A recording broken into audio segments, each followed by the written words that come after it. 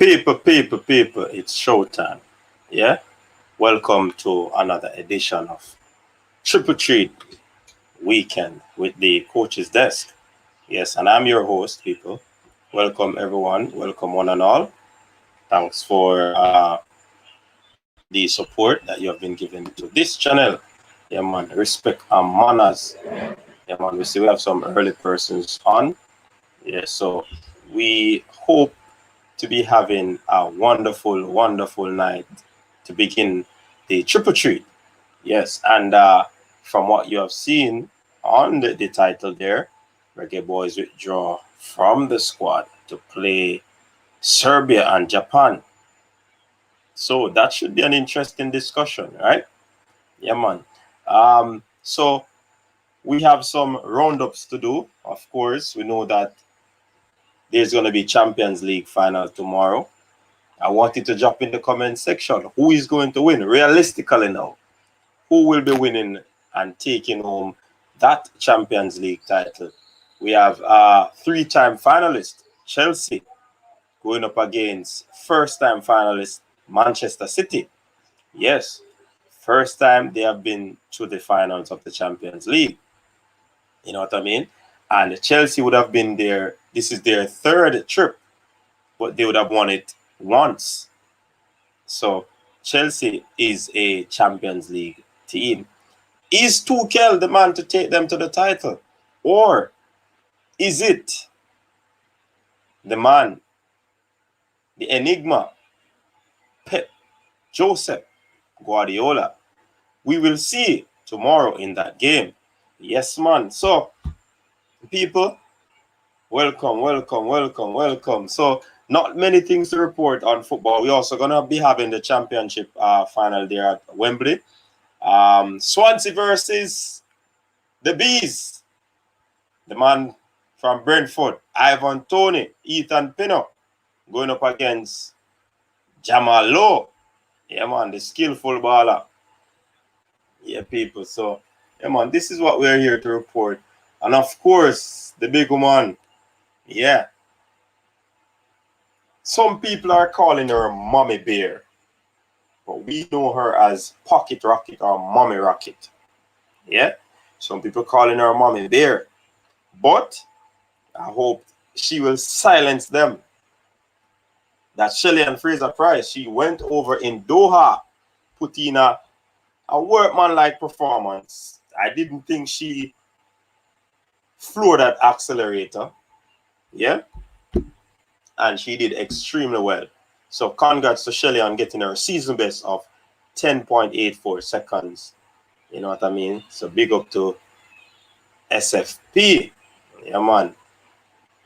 Team doing a good job on getting her ready when it matters. Better conditions, of course. Okokbari also put in a decent performance because I think that was her season best as well. 10.90 seconds. Yeah, man. So, I mean, no Liverpool, no Manchester United. City and Chelsea fans all the way. They will have the talk. They have all the talk for tomorrow. You know what I mean? So, I mean, in the field event, Shanika Ricketts, Kimberly Williams, they also did a personal best. Yes, I think Kimberly 14.69 and Shanika Ricketts 14.98. I do believe that she can go over into that 15-meter bracket. But it's early season, quote unquote. She has some time to go to, you know, put in the fine tuning and ensure that she's sharp to make those jumps at the Olympics. Michael Norman, 400-meter athlete, he's doing pretty well. He ran a world lead, 44.27 seconds, people. Yes, he went up against a good field with the likes of Fred Curley and all of that, and he did well. Over there in the 4 hurdles, that is going to be a big one coming Olympics, both male and female. Yeah, man, some good performance there from the athletes in that event. They did pretty well, and we have to give the athletes credit because to put on shows like these in a pandemic, we have to lift our hats off to them. You know what I mean? Roy Benjamin, meet record 47.38. Dos Santos, 47.57. Master 47.82. So that was a creditable performance from all three men. We just mentioned in the top three there. Natoya Gould, you know, from she ran that 124 world lead in the 600 meter. I did my calculations at 200 meters will remain, and the worst she can do is to run XYZ. And after doing my calculation, I said that this lady, this young miss, will be running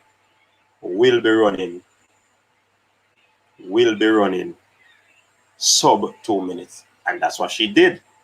But Faith, Kipegan, big body runner, 158. Natoya Gould, 159. Good performance. Kenneth Bednarak defeated Andre DeGrasse in 200 meters. I think Justin Gatlin came fifth in that race. I mean, Bednarak, he did 19.88, DeGrasse 19.89. Yeah, man. So that's the wrap on what took place on the track scene. So, people, time for the comments. Let me check. Fresh God in the building. Welcome, Fresh God. Big up yourself. Michael Gordon, welcome. Sports to the bone. People, jump over to Sports to the Bone. And know some always are going to do that. From as soon in my comment section, I'm going to big you up and I'm going to tell people they can give you some support. So, Sports to the Bone, big up yourself, man. JPS. Yeah, man. Register Mark. Yeah, man. Big up yourself, Sports to the Bone. Yankney. Blessings, man. Fresh God is saying, like up the live as you enter, people. Thanks for the continuous support. Remember to also share the live with your friends and family. Invite them to Coach's Desk for their sporting experience, of course. Big up yourself. Ed Boy down there. Capo. Fresh God. Bless up yourself, man. Doing an awesome job as well in the comment section. Organizing things. Yankney. Where's the Swansea going to win? Man's not hot. Pep up top. I can join the panel, coach. Yeah, man, we throw out the calling link. Once you call or hit the link, of course you can join. But the golden rule is that we want to keep it as respectful as possible. We want to keep it no slandering. You know what I mean? You can share your opinion because, I mean, some opinions are supported by facts, but we want to keep it clean, we want to keep it real. We don't want to be calling any names on the program and all of that. Of course. And as I reach out people, you know that, well, I guess when more people reach in, I'll touch on that. Yeah, man. So, Michael Godin said Bobby Reed and our favorite Michael Hector. Jeremy and Hendricks went welcome. Shatter. Chelsea's gonna win. All right, let's see. Yankney says City. Richard Samuels. Not going for Liverpool and Man U right now. A City and Chelsea. So we have to sit down and hold the corner door. Yeah, man. Big up yourself, Richard. Brownman security in the building. Man said Chelsea. Big up yourself, Brownman. Yeah, man. Manchester City for it tomorrow. Michael said Shatter said Chelsea. If Conte plays. Burrell up. Yeah, man. Damon McGregor, welcome. Pep have Ederson a practice penalties just in case. Haha, that's a good thing, of course. Preparing all department. They say, one Jamal win. Yeah, Burrell. Swansea tomorrow. I am rooting for Swansea as well, you know. Yeah, man. Jamal Low. I'm a baller. Yeah, me recover a long time, man. Hey, me have a friend named Rome, the fourth official. Them man there attached to Manchester United. As him put in our video emotionally. Me no hear from the man from Man U lose, Virgin. Why me I tell you? You know, so I got apply for the Manchester United post. When Fergie did that, I used to coach with them, you know. I'm just kidding. Michael says, Michael Woodburn, welcome. Swansea, are you going to go live tomorrow for the Champions League final? Of course, Richard. Once all these things are in place, I'll be going live. Of course, Richard. That can't miss you, man. MPEC, welcome, my friend. Greetings. Formula, people, jump over to the Formula Sports channel. Yeah, man. I give the youth some support, you know what I mean? She had more in the tank. Yeah, that's in reference to Shelly and Fraser Price, right? Formula, yeah, man. She had a lot more in reserve there. Trust me. I know how Shelly run, and that 84, not her best. Hey, a lot of people think that Shelly has passed her best, you know. But trust me, having a baby can do wonders for these athletes. And I believe that Shelly would have taken care of her body pretty well. So let's see how that goes. How you feel from a team lose 12 -11? Hey, why am I not feel away about the team losing in a penalty? We should have closed off the game before extra time. So I mean, I have nothing to talk about that game about. Trust me, Jeremy. Woodburn, Chelsea to win. Mark Plunkett, big up yourself, man. Up top. Top 10 in the building. Welcome. Yeah, Formula 1498, a big jump, man. She probably, that probably has only centimeters outside of the, in terms of from where she landed, you know. Probably is a little break going back, cause her to not make the 15, you know. That it this close. Yeah, man, a big jump for true, man. Then Mikel said, coach and beat Extra so much until him withdraw. Why me I tell her, I soon talk about that thing, you know, because trust me. Where am I? Docklands Tenet. Football discussion soon start, man. We just run through the preliminaries so more people come on, man. We are talking, man. Football discussion soon start. Docklands Tenet, welcome. Yeah, man. Apparently you're probably new, but we soon get there. Getting through the preliminaries, so when the people drop in, I will drop the link. But since you're asking for the discussion, we normally take up to 50 likes on the video before we drop the calling link in the comment section for people to just come in and chime in on the topic. You know what I mean? Yeah, so Hector gone hide. Coach, big up. Chelsea for life. City mash up tomorrow. All right, Jamaica LOL, welcome. Tio Nero, welcome, man. Ian, welcome. Big up on yourself. Andrew Chambers, welcome. Toki, welcome. Michael Gardner, I thought your goal needs some speed endurance training. At the last 200 meters, she always seems to start struggling to get going. As her competitors start kicking, she starts fading. Interesting, Michael. That's an interesting comment. Chelsea if Conte plays. Brentford for the win for Mikel. Edmond Sadler, welcome. He said, I do not hear mention. Did you? Oh, yes. I know I'm leave out something, you know. Kemba Nelson, 1091.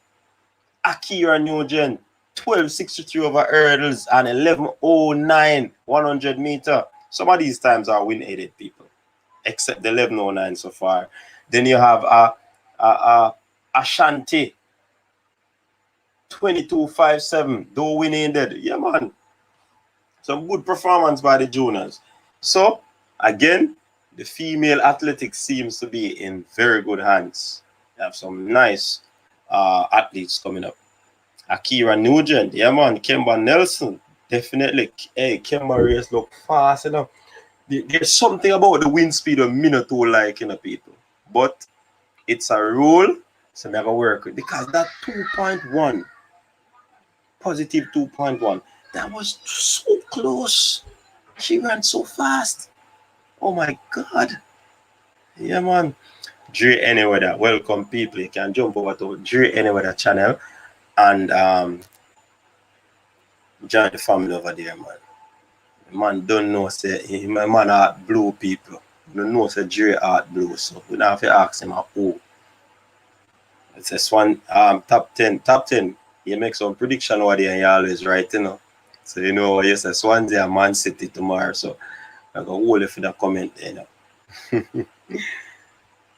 Swansea players show up in big moments. Giovanni Brown, welcome.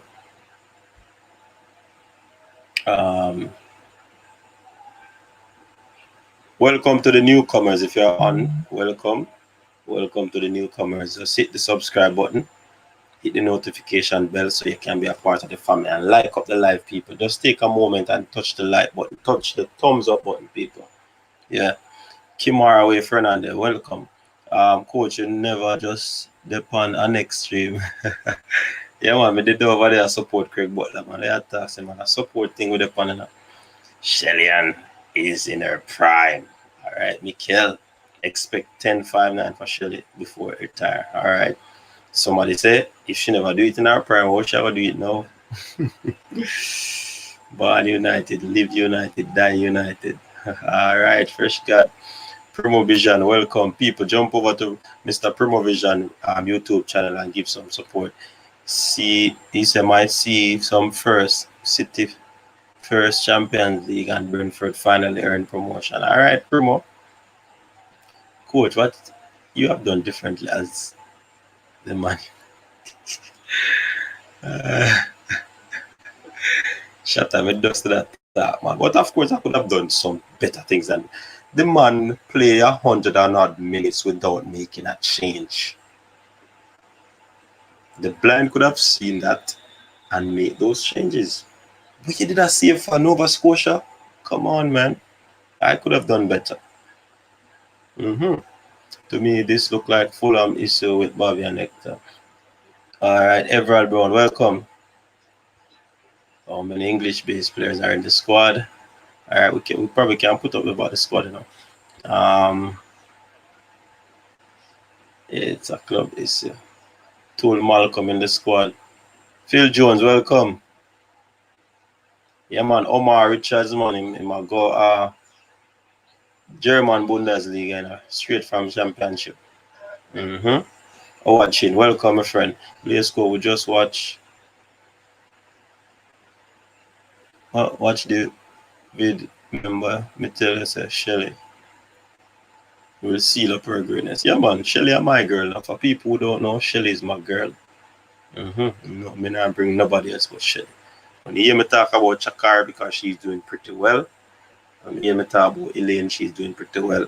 But at the end of the day, Shelly, I'm a sprinter, man.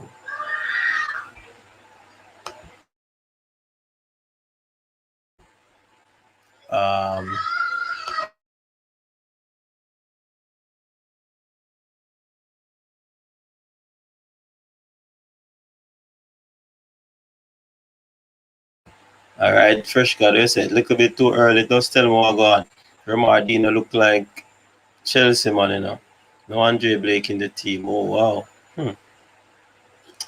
Also, we need to talk about England squad as well, because someone not even see the front door of the English squad, but them a hold out for a call up. Yeah, Mark, you know, we discussed that Tuesday night. Yeah, man, the cataract zone. Ian Blake discussed that with a panel on Tuesday, and they're going to be jumping on back on Tuesday to discuss the cutting of the squad. You know what I mean? Javon plays, welcome. George Stone, welcome. Tell you, you know, is not doing good in track and field. A whole lot of reason. Natty Congo, big up yourself, man. All right. Jairus in the building. Muta White, welcome. Richard Samuel, Hector, do a coach's desk.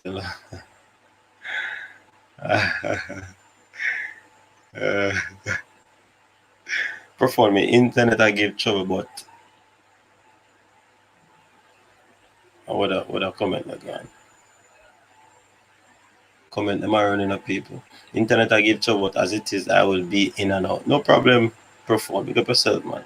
The woman's 100 meter at Charles remind me of 98 when Veronica came for 98 or 08. 7:30 link can drop. Alright. So in the next 9 minutes, I saw you go, yeah, 9 minutes, we'll be dropping the link. Who's the replacement in the squad? I know Kemal Malcolm is a replacement.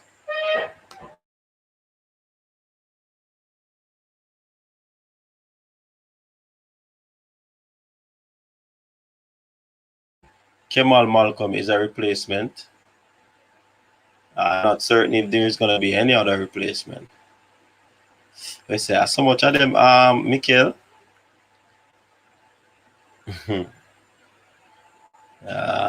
Boy.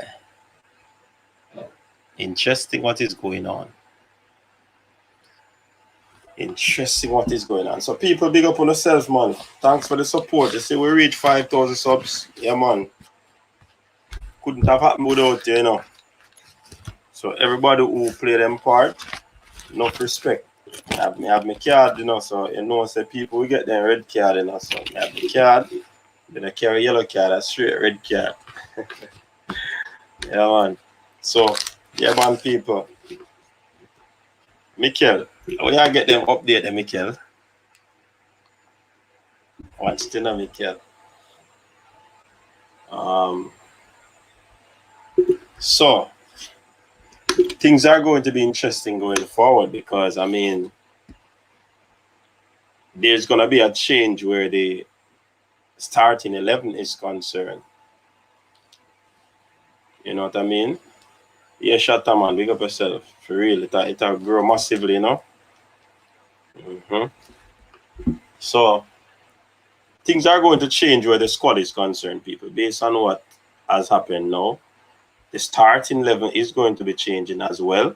So those predictions that we did, we probably have to do it over because of changes that has occurred. You know what I mean?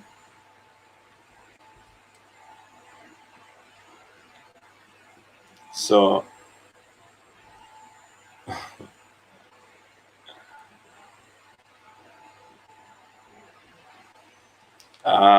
yeah, my thoughts just go a while ago, people, because I'm read that on the screen, but nevertheless, it's back.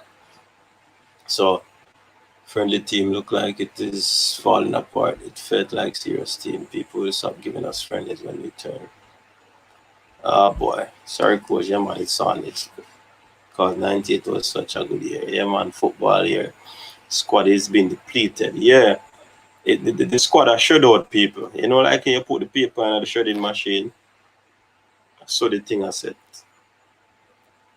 So it has set and need about 10 more people. We need about a few more people to go before me tell you now when we really want to tell you what happened. But the team is being depleted. Possibly there is going to be some well, we know that Tula has joined. We know that Tula has joined. That's Kemal Malcolm. So I'm not sure who else will be joining the squad. But I know some of the players are en route right now. Some will possibly go ahead join up tomorrow. But I mean, time is ticking away. So, there's a Michael just sharing some information. No Blake. All right. So, all right. Well, I think we have enough people. I can throw this out. We know that some of the footballers are not our favorite. You know what I mean? Because every team you have whether you follow a English team, a Spanish team, a Bundesliga team, French team, on that team you have your favorite. You know what I mean? Sometimes your favorite can't even do wrong for you, even when they're not playing as they ought to be playing. So the thing is that fans are very what you would call very hard to please.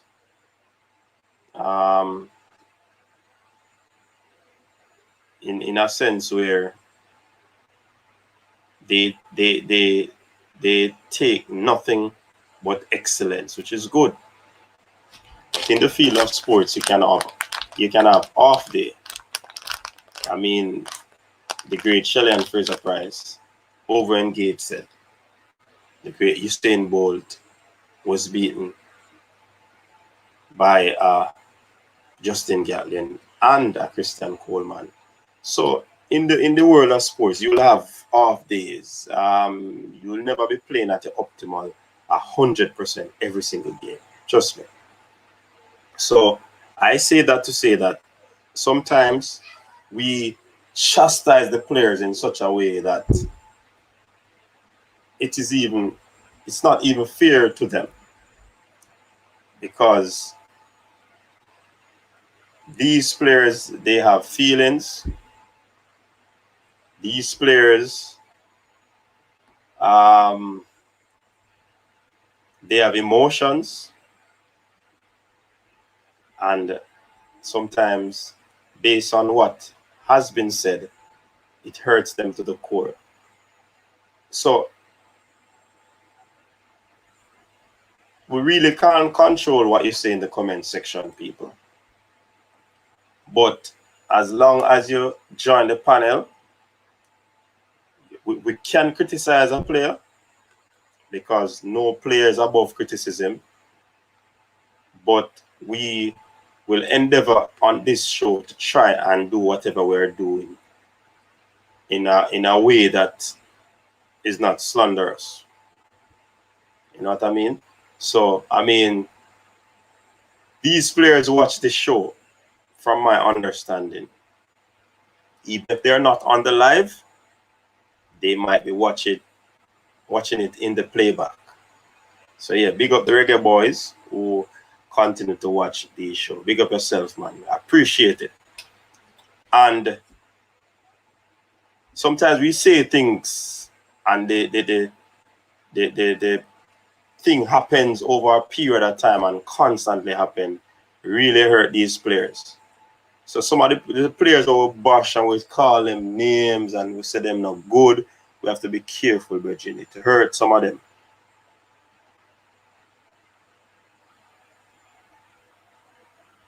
Let us desist from undermining the player. Yes, a man might play a bad game and we use it for years to chastise the player. Let's not do that. Let's not do that. Let's try to keep it real, people. Judging based off or critique the player based off his last performance. You understand? So I mean, players aren't feeling too comfortable because of some of the quote-unquote slurs that are made towards them. I'm not sure if Pep watches it, Shatter, but I know the players, the Reggae Boyz, follow what is happening. You know what I mean? And even if they're not hearing it when they're watching, I know from time to time a man might scroll through the comments and see the utter disrespect that is being thrown at them. Let us as a people elevate ourselves. And I heard Stan Cranky Bertram say it.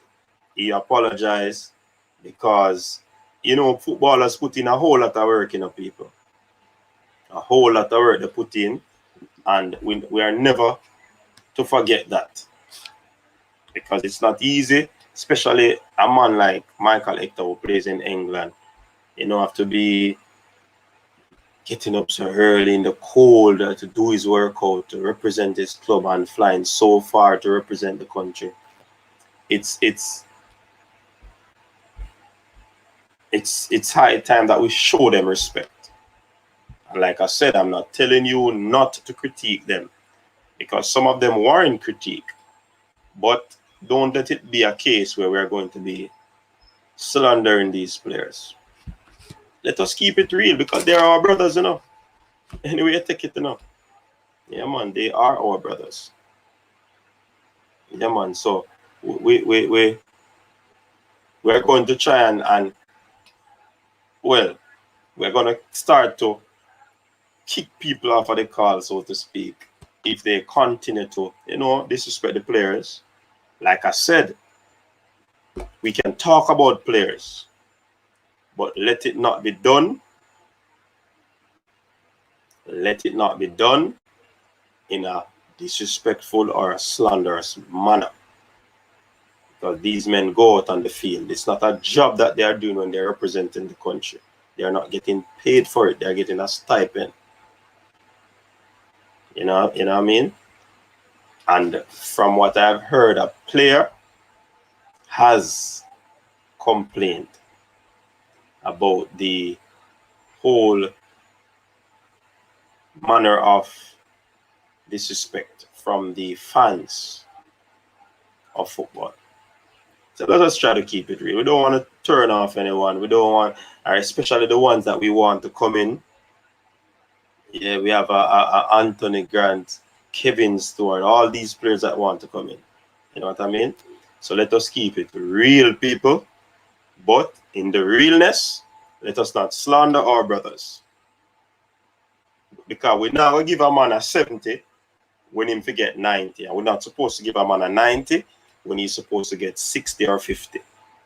But whatever we're doing, it's supposed to be done in a good tone, good manner. You know what I mean?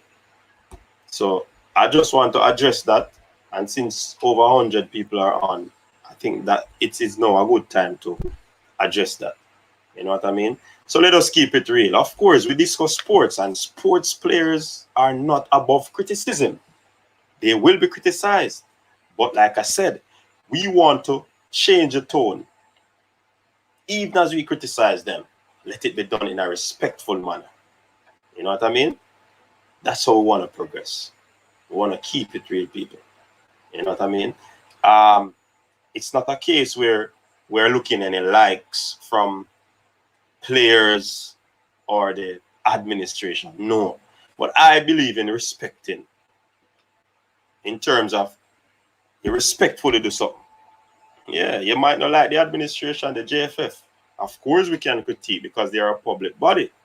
Of course, they're not above criticism. The players, they represent us. And we expect them to be doing well. So when they don't do well, we are going to have a look at talks. But constructive criticism, Virgin. Yeah. That's where we want to take it. Yeah, man. So big up on yourself. Yeah, man. So link ready for dropping now. I'm going to drop the calling link so people can come in and gonna share what is transpiring with these ballers. So we know about Michael Hector and Bobby Reed. Yeah, Dexter as those two players have withdrawn from the squad, and it was, however, said that these withdrawals are because of personal reasons. Personal reasons. And of course, you know that we can't get into what they would consider their personal reasons. So I am not going to even go there or entertain that question. So don't ask me. Don't ask me. So drop in the link there, people. Let us have a discussion. Let me read a few more.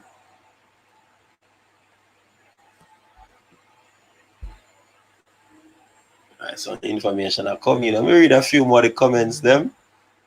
All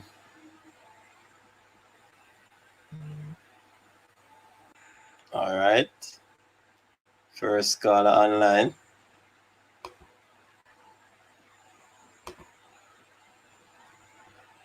Big up yourself, doing. Big up, Yeah, big up the panelists, them, and people in the comment section. You see it.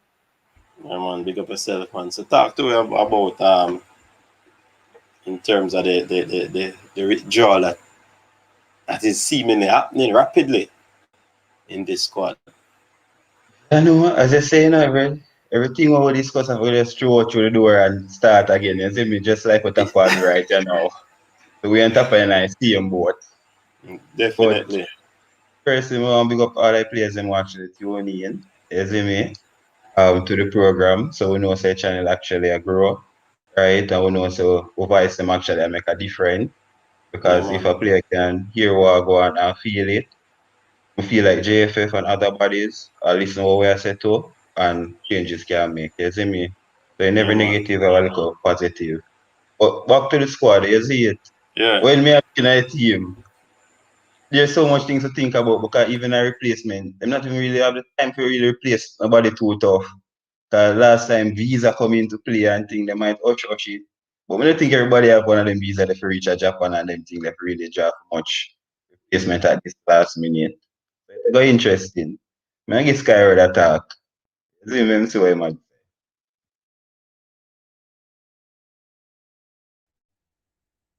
But never really, you did say something before, coach. Come never really hear, you know, if you listen nothing before pain start. Mute in a course, so you attack yourself. Try Yeah, it we're again. not. Oh, sorry. Sorry about that. You see, it is in me that when I'm not talking, I mute the mic. So sorry about that. Yeah, I want no feedback.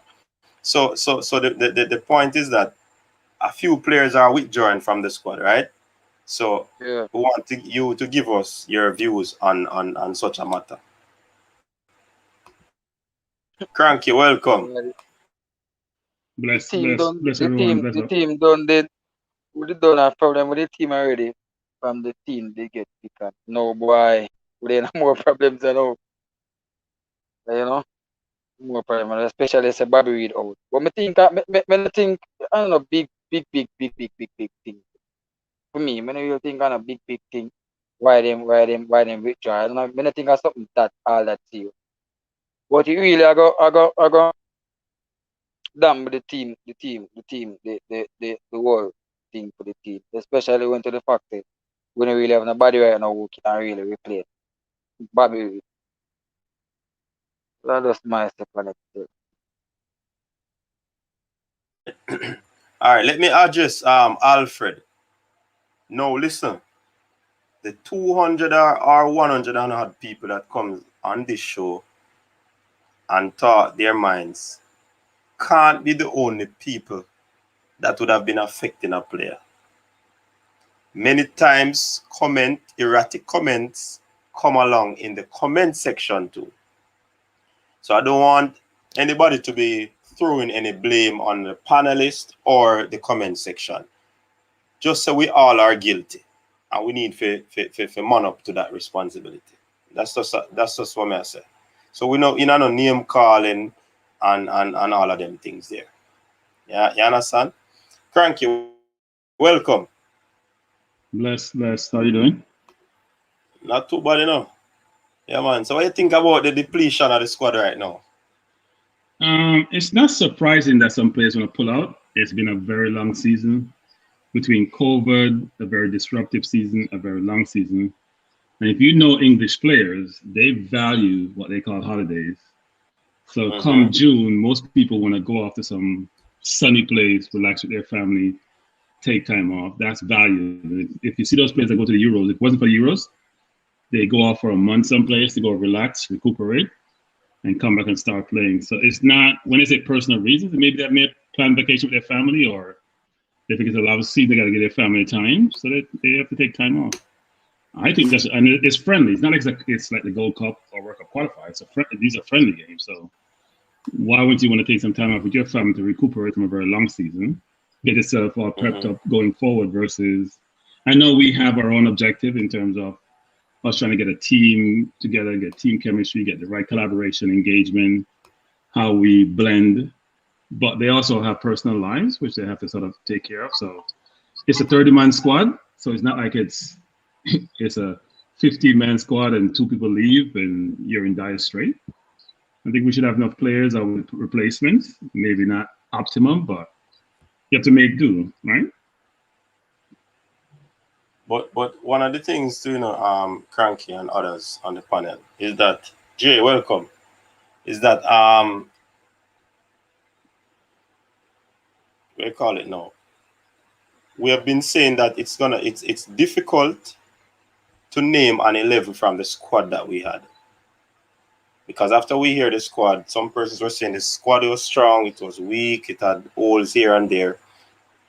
But after we tried to put an 11 together, that shows us some of the deficiencies that possibly would have been there in the squad. You know what I mean? Right. So now that the 11 was so difficult, and then you'd have players now withdrawing for whatever reason, it's going to be even more difficult to select players for an 11 player to play. And these are two, I would say, tough teams we're going to be playing. Yeah, but I mean, think about the players. Think about them being injured. You'd have to replace them, right? So you should always, as a coach, be thinking about contingency plan, which is if someone is missing, who replaces them? 30 players or 30 players. There's a lot of players. So if you lose 2 or 3 on 27, still a lot of players. I understand it's 3 games, but only 11 can play. That means if you're playing 11, you have what, 19 players?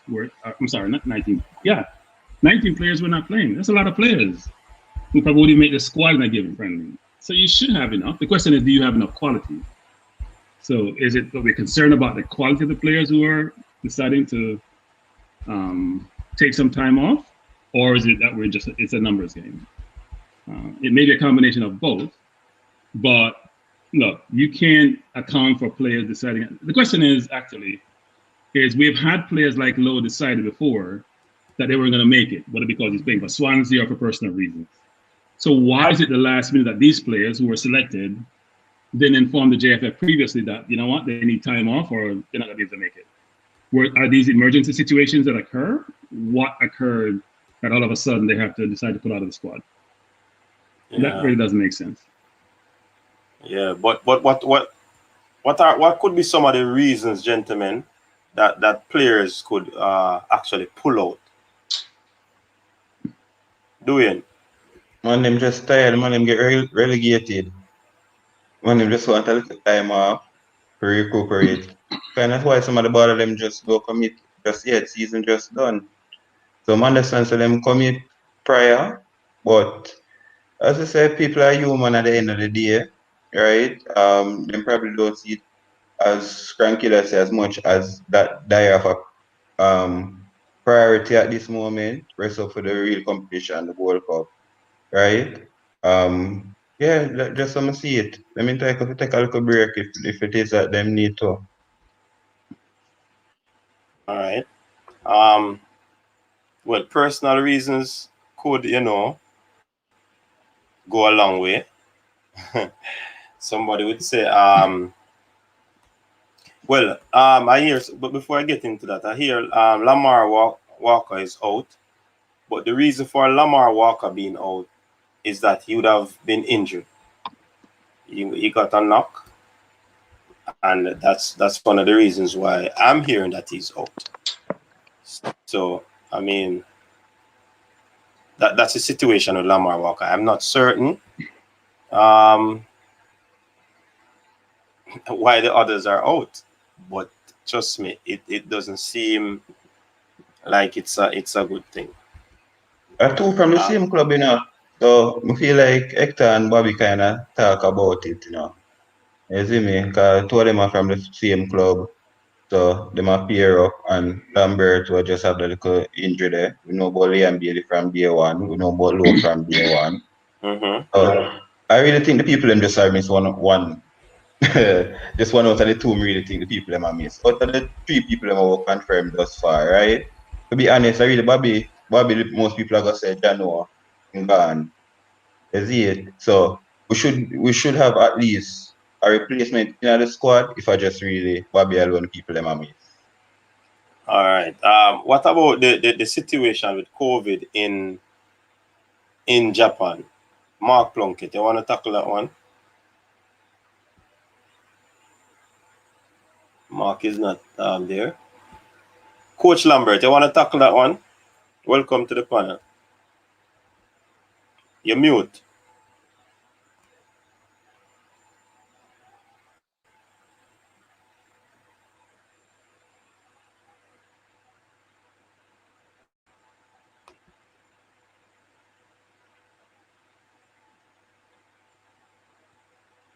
All You right. know.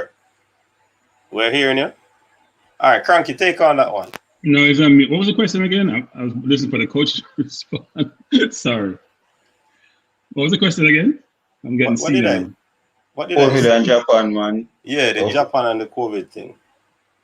What about Japan and COVID? If one of the reasons could be that the players don't want to go in a situation where the COVID is on the rise in Japan, or is it one of the hot spots? Look, we can speculate about reasons why the players want, what they call personal reasons.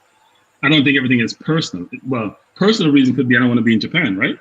That could be a personal reason. That's my own personal perspective, which is I don't want to be in an environment where COVID is on the rise or getting pervasive. I want to be in the UK where a lot of people are vaccinated, people are now allowed to go out, mingle. So it could be a variety of reasons. I actually think, having lived in the UK, that people don't realize how much people value their, what they call holidays or vacation in the UK, especially in the summer, where England, you get, 2 months of summer? Yeah. You get July and part of August, and the rest of the year is dreary, wet, not overly cold, but it's not the best weather. You want some vitamin D. And you're going to go away to Portugal. And now it's a little more restricted because you can't travel as you used to.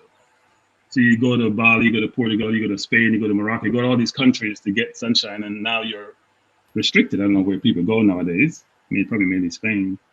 But it could be a variety of reasons why the decision has been made not to participate. As I said, it's a friendly, right? And you're playing football a year. The friendly is not a meaningful competition. So if you haven't had vacation with your family all year because you're locked up in your house, and then you get a chance to go with your family, would you choose going to a friendly? Think about your own personal situation. Play a friendly match versus taking your family on vacation, spend some time with them. When you've had a tough season and you're being locked up inside for the longest, you're in COVID restrained environment, so you can't even go out with your friends because you're locked up in your house basically, and you have to take a certain protocol and certain precautions. It sort of makes sense that they have a time to have some latitude for them to go someplace and enjoy with their family. So I don't see it as a huge deal. Actually, I think people may be perturbed that this is happening now. I think it's more around why is it happening at the last minute versus something that was determined much earlier, and parties that agreed that, you know what, these players would not be called up because they would not be available. It probably goes back to what we have talked about before, not to besiege the JFF, but they have to be. They have to present a better image, and they have to be better in terms of how they engage, how organized they are, and how they get things done. They just have to do a better job. All right. It's Mark. Yes. Mark, you know, Mark. Signal.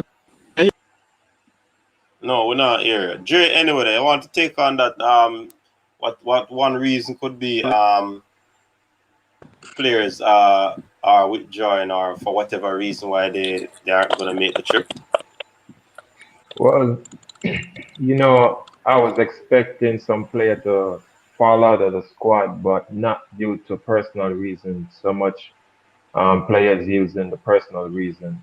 Really, I expect like COVID, like a Pinnock, like a Law, of course.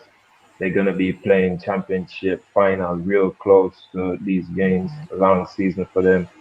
So that's what I more expected, like these players. But Michael Hector, who whenever he puts on a national color, he plays his best.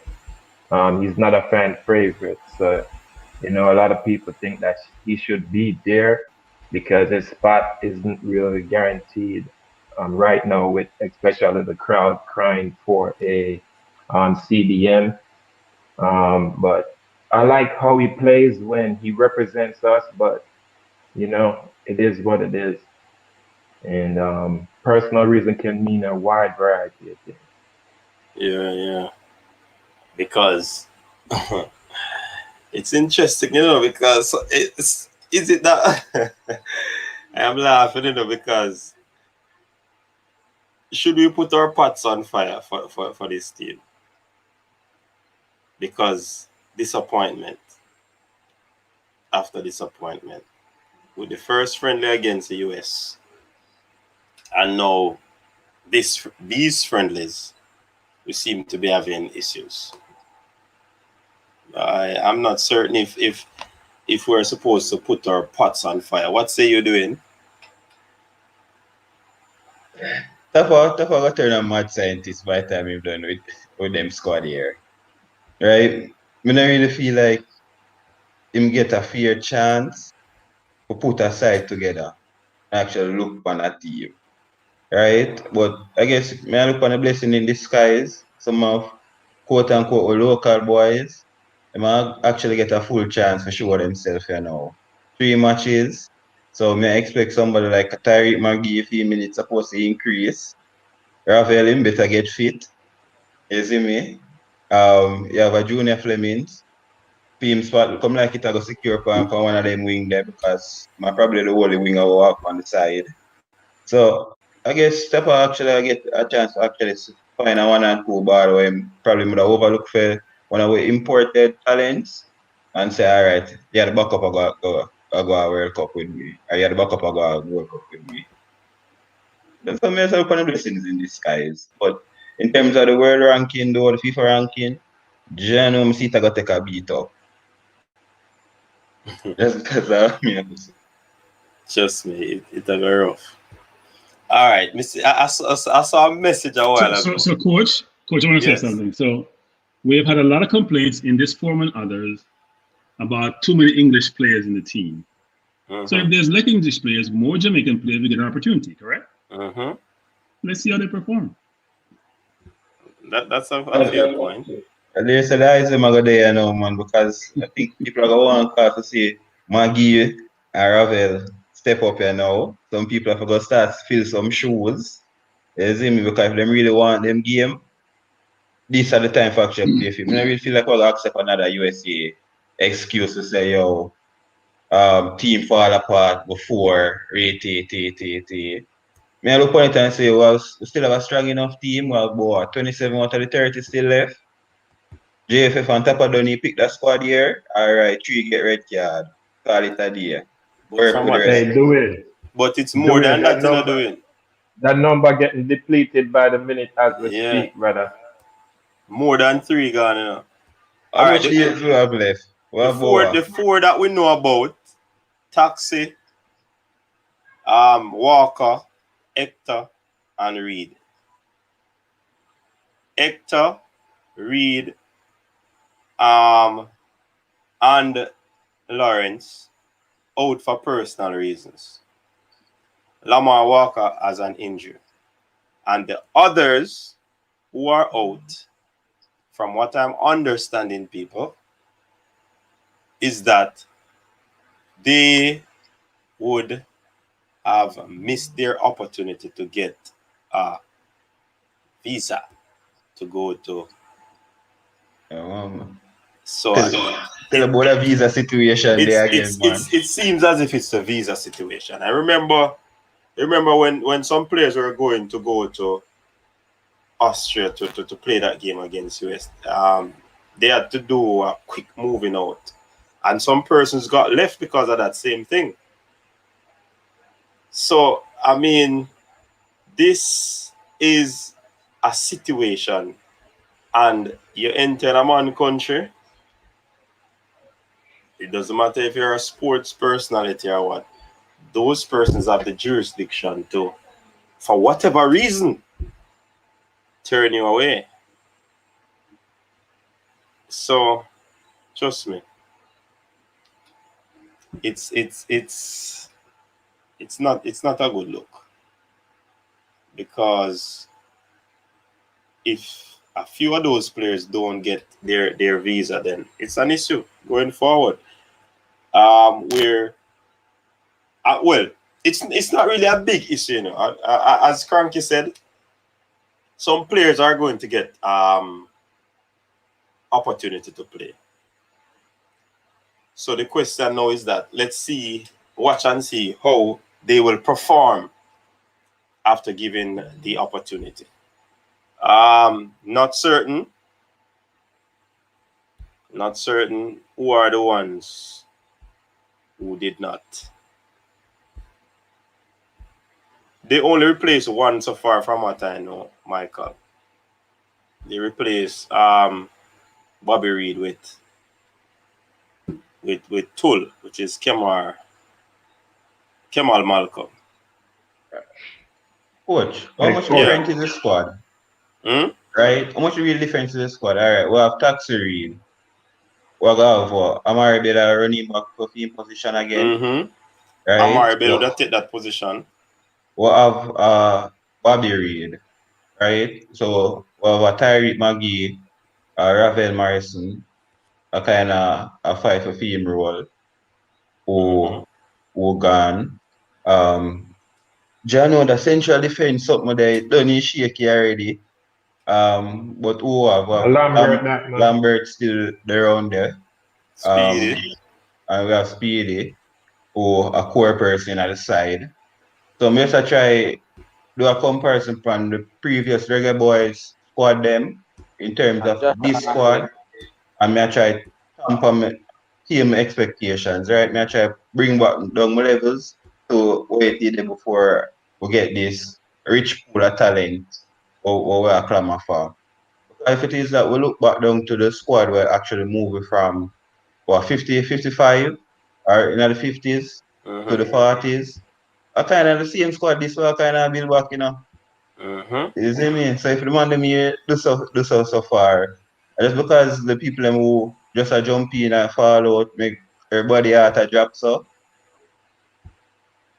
I don't know. Probably me the whole optimistic one, but then again, put Hector on my side and people them give me a red card and tell me for bench them like to jump off a stream. So I don't know. Probably me the whole one are different. It's not a bad talk, doing. It's just that you don't want to have players to rest up, freshen up for our next game, rather than have the same players going in a quote unquote back to back game. Because I believe that's the reason why you'd have taken so many players, because you want to see other players in varied position or how they play on the park and so forth. So I mean, it's a good thing, and on the other hand, it might pose a challenge, because what if another situation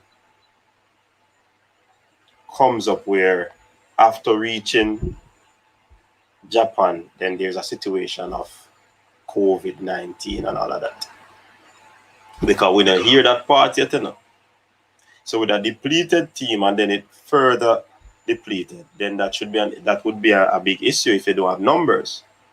And the Yes, world Jay. we live in now, and that's why the numbers go up why we are considering to increase the pool for the Gold Cup and for the World Cup because of them possibilities of injuries and COVID affecting the squad, right? So we have a 30-man team. Me believe that the JFF and Tapa pick them squad. Yes, we have a few players that are out, but from what them pick, them must have a game plan. So me really not gonna take a 6 or a 4 and then them a come tell me say it's another USA squad them put together. You see me? Me believe same core squad. Me give the floor, Jay. You see me? Me All believe right. same have him core squad and him can work with him core squad. That my belief. You see me? If I lose a 2 up, I probably hold it and say, all right, it's not too bad. But don't give me another 4. You see me? Not All even right. with that thing, So not sure how credible it is, but we see it reported in the media. Said two more players get them passport approved over the last couple of days, including today. Johnson Clark Harris and Anthony Grant. You know how credible that is, Anyana? Yeah, I know about Anthony Grant. I'm not certain about Johnson Clark Harris, but we know that Anthony Grant would have gotten his passport. I heard that yesterday, but I knew about it for some time. So Simon confirmed it on his Reggae Boyz commentary.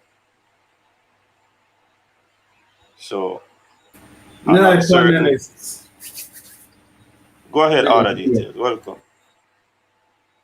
What me then cut you off, man? I just big up everybody come log in and this and you know. Oh, just chime in, man. Alright. You know what the Darren Cross man when I listen to no coaches. Why Pulisic always come at US game then? Even when play at Chelsea. Yes, man say? Why what? Pulisic is always available for America's games. Gio Reyna, why am always available? Why name the big club that these players play for? They're always making themselves available for Jamaica. For America, I should say. I'm gonna see the same thing that be reciprocated with Jamaica, where we kind of have the feelings of the players them are go to them way to be a part of the team when it plays. That makes sense? Yeah, it makes sense. That's a very, very interesting big point. They come like some old time Malcolm Marshall I run up to the wicket, you know? Yeah, cause I don't know if it's a personal pride at the club them and hold them back. But if it's like this, see? Two men them are playing at the same league them. Like for instance at the US game. Leon Bailey couldn't left Bundesliga. But man from Bundesliga left for go playing at the US side in the same game against Jamaica. You get me? I say some just a pre-time I say like are the money different? Are the talent level different or really? Cause if I was a player or the pride. Ah, coach. No, yeah, talk. That's a question for really put out there. What you think, Cranky? You think of the money or the pride? And but we're talking about individual situations. So the situation with Bailey wasn't that where we had a contractual impasse, where we couldn't come to agreement. So it wasn't that people didn't want to play the US game. It was that they didn't have agreement with the JFF. They had to find alternative teams, which actually allowed, as I said before, it allowed 6 other UK players to come in and be able to play, right? You get to watch them play and see how they blend. So if I was a player, I'm thinking about this as an opportunity versus it being a negative. As I said twice in this program before, in the UK at this time of the year, people take holidays after a long season. The season is long and hard. It's almost heresy to not take your vacation. And if you know English people take vacation, they don't take 1 or 2 weeks. They take 3 weeks to a month. When they come to Jamaica to visit, they don't come for 1 or 2 weeks. They come to Jamaica for 3 weeks. They take long vacations because they want sunshine. And people may think if you live in sunshine in Jamaica, you don't think it's an imperative. But for them, it is. It's important to take time off, recoup, reassess, and then build yourself back for the next season. And these are friendly games. I know to us it may be important, but I'm not sure they had put the same level of importance on these games. It's a friendly game. It's like someone saying, you know what, Cavaliers don't play a friendly game versus playing in the Premier League.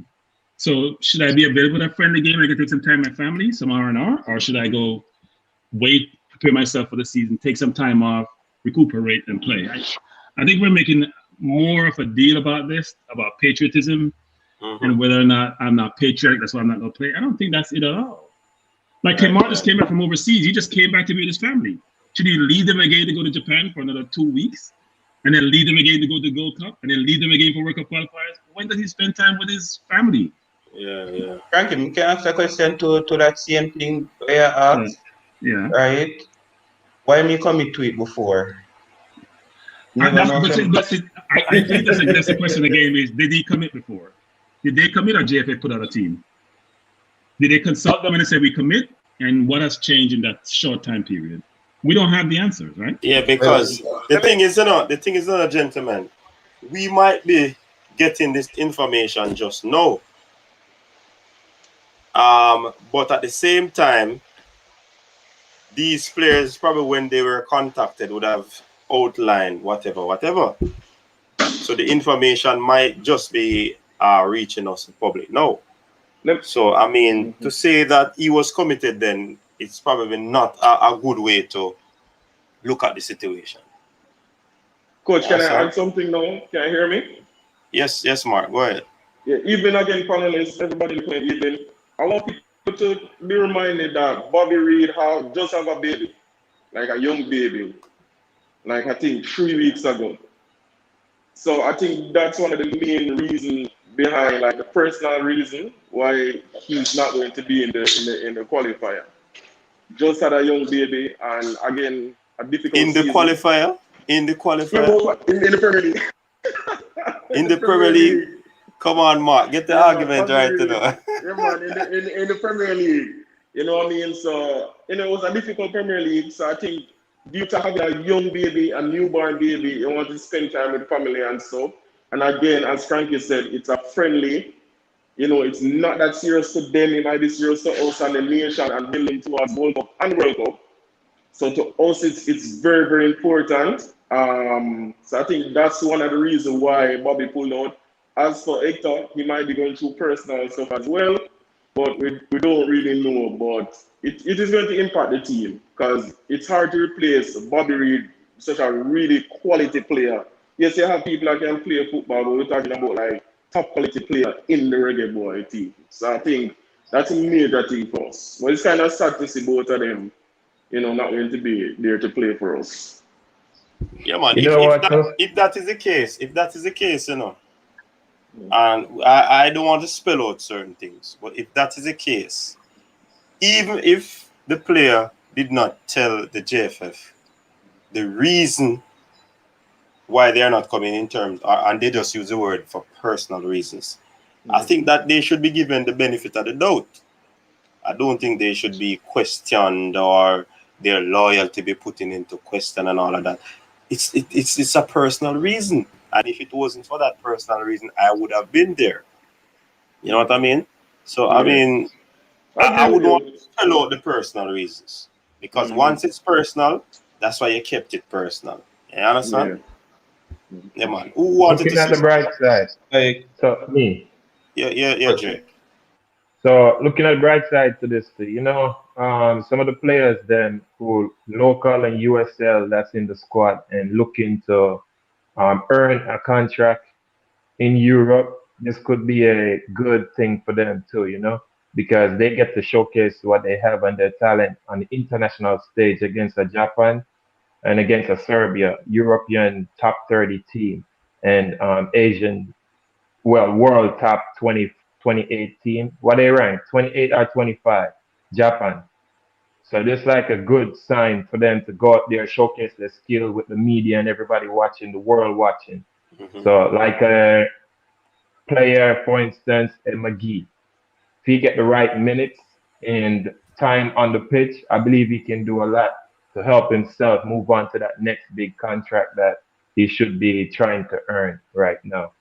That's the bright side that's how I gotta look at it, and that's how we have to look at it for these players who we want a part of the long-term future for the JFL and for football going forward. Yeah, man, that's a good point there, Jay. That's a very good point. So the youngsters who would have been playing at other clubs or even some of the locals, they should just go out there and put in some decent performance, and you never know. You know what I'm saying? Can I add one more thing? One Go more ahead. thing before I just this one thing. So Japan playing in the qualifier, they dropped 10 on Myanmar today.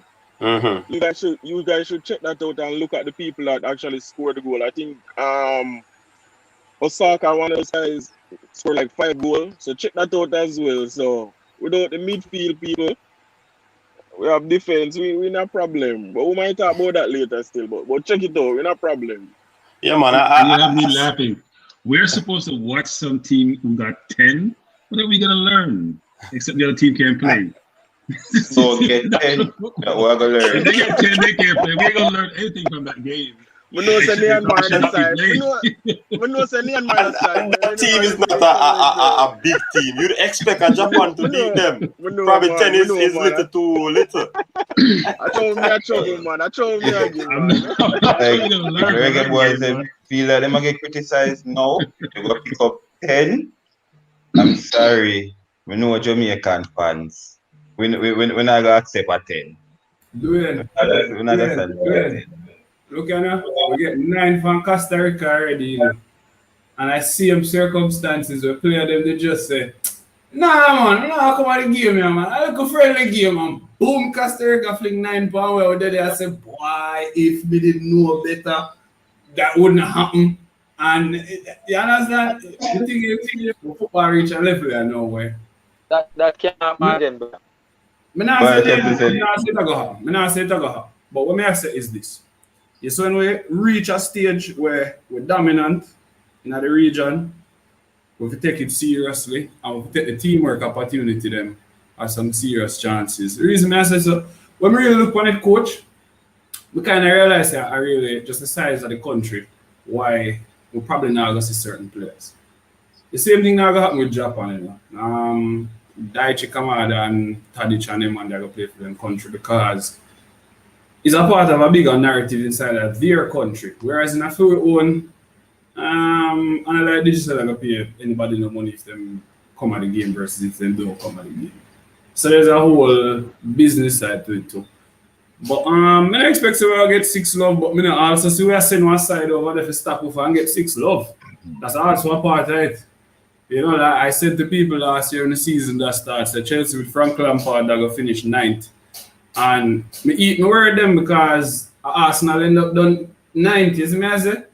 And me realize about football that you see if you not work with what you got to tell you, and when it happened that what you fear in your guts, yeah. That's my challenge with that game and the fact that certain players missing. I wish them the best still. Based on what we are on the panel still, Jamaica no worse off without Hector still, so that is a blessing in disguise. Oh, all the details, you probably weren't here early, you know. But Coach, what you say now with the yellow card? no, me no want to the yellow card, you know. But since him never, although ignorance is no excuse, you know. But what we want to try to do, all the details, when we criticizing players, we want it to be done in a way that is, what I call it? Constructive, no slandering. You know what I mean? So, I mean, a lot of these players watch what is going on. Not saying that this little space is the only space that they hear it happening. But we want to, you know, clean up our house to ensure that we are doing the right thing, so to speak. So if we are criticized player, because once you rep the national team or you rep a football club that me follow, then definitely you're up for criticism.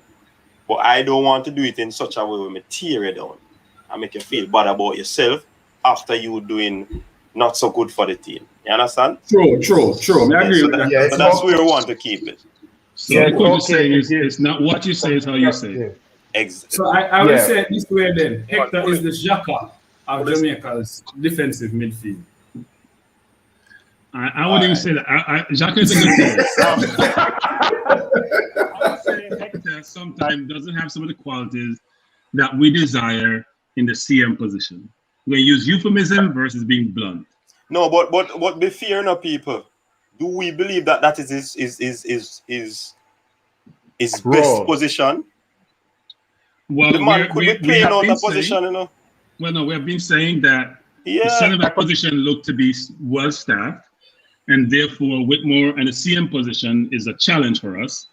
So therefore, he has been tried in that position. He played in the US game. He may be asked to do it again. And we're saying, given the attributes that he has, it doesn't seem to fit really well. Well, Cranky, I'd ask the question. But hold on the order. Or is it doing? The fact is that you see sometimes, and you see sometimes when we talk about players and we play them in a position that they're not comfortable, sometimes we don't get the best out of them, you know. Well, I think, Coach, we have seen him in multiple positions, and we're still saying it's challenging for us to believe that he has the skill set needed for us to win the Gold Cup or qualify. Given the level of competition we're going to face, we don't think his skill sets marry well with what we need to excel in, whether it's a centre-back position, or at least that's my view, or in the CM position.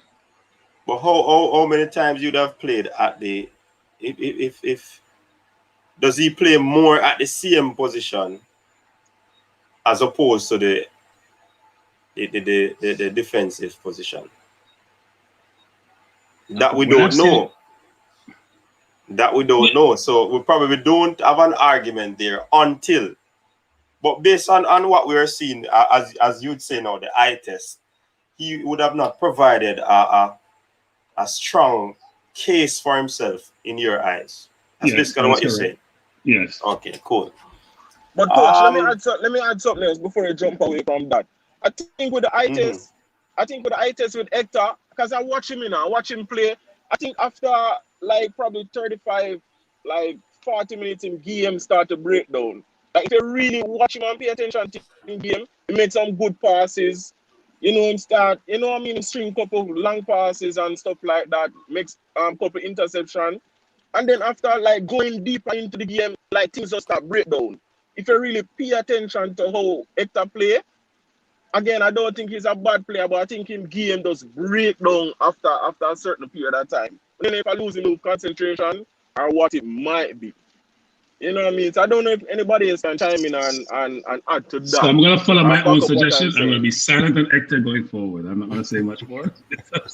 My thing is, and I promise not to break my own promise. So Mark, the reason I'm saying is like Xhaka at Arsenal, okay. is because I believe both Hector and Xhaka have more than we're getting from them. What do I mean by that? I mean that it takes a certain type of manager to coach a player to play in a position when never start playing at first. And I also believe that it takes a while for a player adapt that position when him don't have the capacity to continuously play that position, like the Premier League or the club's structure allows for. So I think it's, as coach is highlighting, a little troublesome that we use a test for him that he's actually not trained to perform in. Because I think when I pull up him stats, I'm seeing as a centre back for Chelsea. So we look at all them things there. But then we look on the facts, 25-year-old and be going 26. Him is a long-term footballer for Jamaica. Like, the more games he plays for us, I guess it's more development for him in the position. However, it's the same situation with another player where we just have recognized, say, oh, we don't have another man with 25 and signed to Chelsea as a centre-back in our side, so the man will go play. All right, watch this. I know you want to say something, Jay, but watch this. I am playing for Manchester United. Say, for example, like Anthony Martial. Seeing he plays position centre forward. All his tenure playing for United, he has been playing centre forward. But when he gets a call up for England, the coach puts him out wide or attacking midfield. Don't you believe that a situation like that could actually throw off the player in terms of his game? But owing to the fact that he is a professional player. So as a professional, you should be able to make the necessary adjustment to tackle any situation that you're given. But because this is sport, the aspect of it is that I play 3 years at Manchester United in that position. So it's going to be very difficult for me to adjust to a Jamaican system. And you see, I believe that in the recruiting process now, we have to look into something like that where the coach looks at players that will actually fit into the system that they have. I believe that. Chef, I know that Anthony Martial played for France. I was just making a reference to a particular situation. Yes, Jay, anyway. Coach, be careful with your references, Coach. You have 100 some people watching me. You have to be exact in your references. Yeah, all right, cool. It looks like I just noticed another adjustment to the team. It looks like Curtis still been added to the team. Yeah, I've been hearing that. Won't or can't confirm it until tomorrow. We'll know more. So, like how we went through that whole show of picking our starting 11 and from the squad, we're gonna have to revisit that Sunday or so again. We have been back a US team, man, full of defenders. No belly again. Go ahead. Coach, yeah. Yeah. You said something earlier on, earlier on, right? You made a comparison, right? Mm-hmm. Club versus International. country and yeah, the different position. Mm-hmm. But there's a difference, you know. When you look at a Bobby Reid, right? Who plays multiple position, right? You can definitely see when him doing the CAM role, the same energy him put out as if him left on the wing, Mm-hmm. right? When you look at a Hector game, No, hold on. Let me that stop you. different Let me stop you. Let me stop you, Crux. Because yeah. I was being Disclaimer. specific. Bobby Reid would have been playing multiple positions. You notice I said a player, Oh, Anthony specific. Marshall, All right. plays specifically the center forward for Maybe Manchester me use something United. wrong there. Maybe me use something wrong. But the point that me I get, when me get to the Mm-hmm. point, maybe me get something wrong there. Maybe me get Right. something wrong. But the point that me I try to get at is that when Hector started out, right? As CB first, right? When he just came, right? I Mm-hmm. think he offered more. Some stuff that he's doing now. I think he wasn't doing that when he just started out playing for us at the centre back role, right? Mm-hmm. But as I don't know, as time progresses, I think Hector I don't know, he lost some I don't know, maybe as me said they make him try make him in a stadium make him in a central defensive midfielder. Yeah, But but look at it, Crux. That's the he's yeah. position. That's the position Yeah, that we were lacking in. yeah. Remember, we were lacking in Them that realize, position, yeah, I know. and we had Them defenders realize that, in the center back there. So I yeah, mean, because he was the one that would have been versatile enough, to or string the many passes, yeah. times coaches think that a player that plays defense center back can sometimes some of them can adjust to the central midfield role. Not many of them do. But I mean, based on how Hector played when he was at centre back, then you could see that he could have made that adjustment. Yeah, most definitely. But I think the work rate is still the same. Not really changed. The work rate is still the same. Some of the mistakes that he would have made as a CB, right? Though we saw some qualities in him, especially in his long passing, right? Mm-hmm. Would have Yes, agree. he's still making those mistakes in the stadium position. Mm-hmm. So it's not like it's something where we just say, all right then we put him in we are trying to make him in a stadium, right? We know say he's not a natural stadium, so we're not gonna expect say him gonna make certain passes perfect, right? As a CB, as an original CB. We're not gonna expect him gonna make certain passes as an original CB, right? Don't know if him have the qualities can make some long pass. But we are talking about the work rate is still the same. It has even fallen a bit now than when he first came in. So the work rate, and some stuff that he's doing now is still the same. There's no difference. Okay. I mean, alone think Hector actually plays CDM as well. We know Sam is a natural centre back. But when me that follow Hector from him get signed for Chelsea and them time there.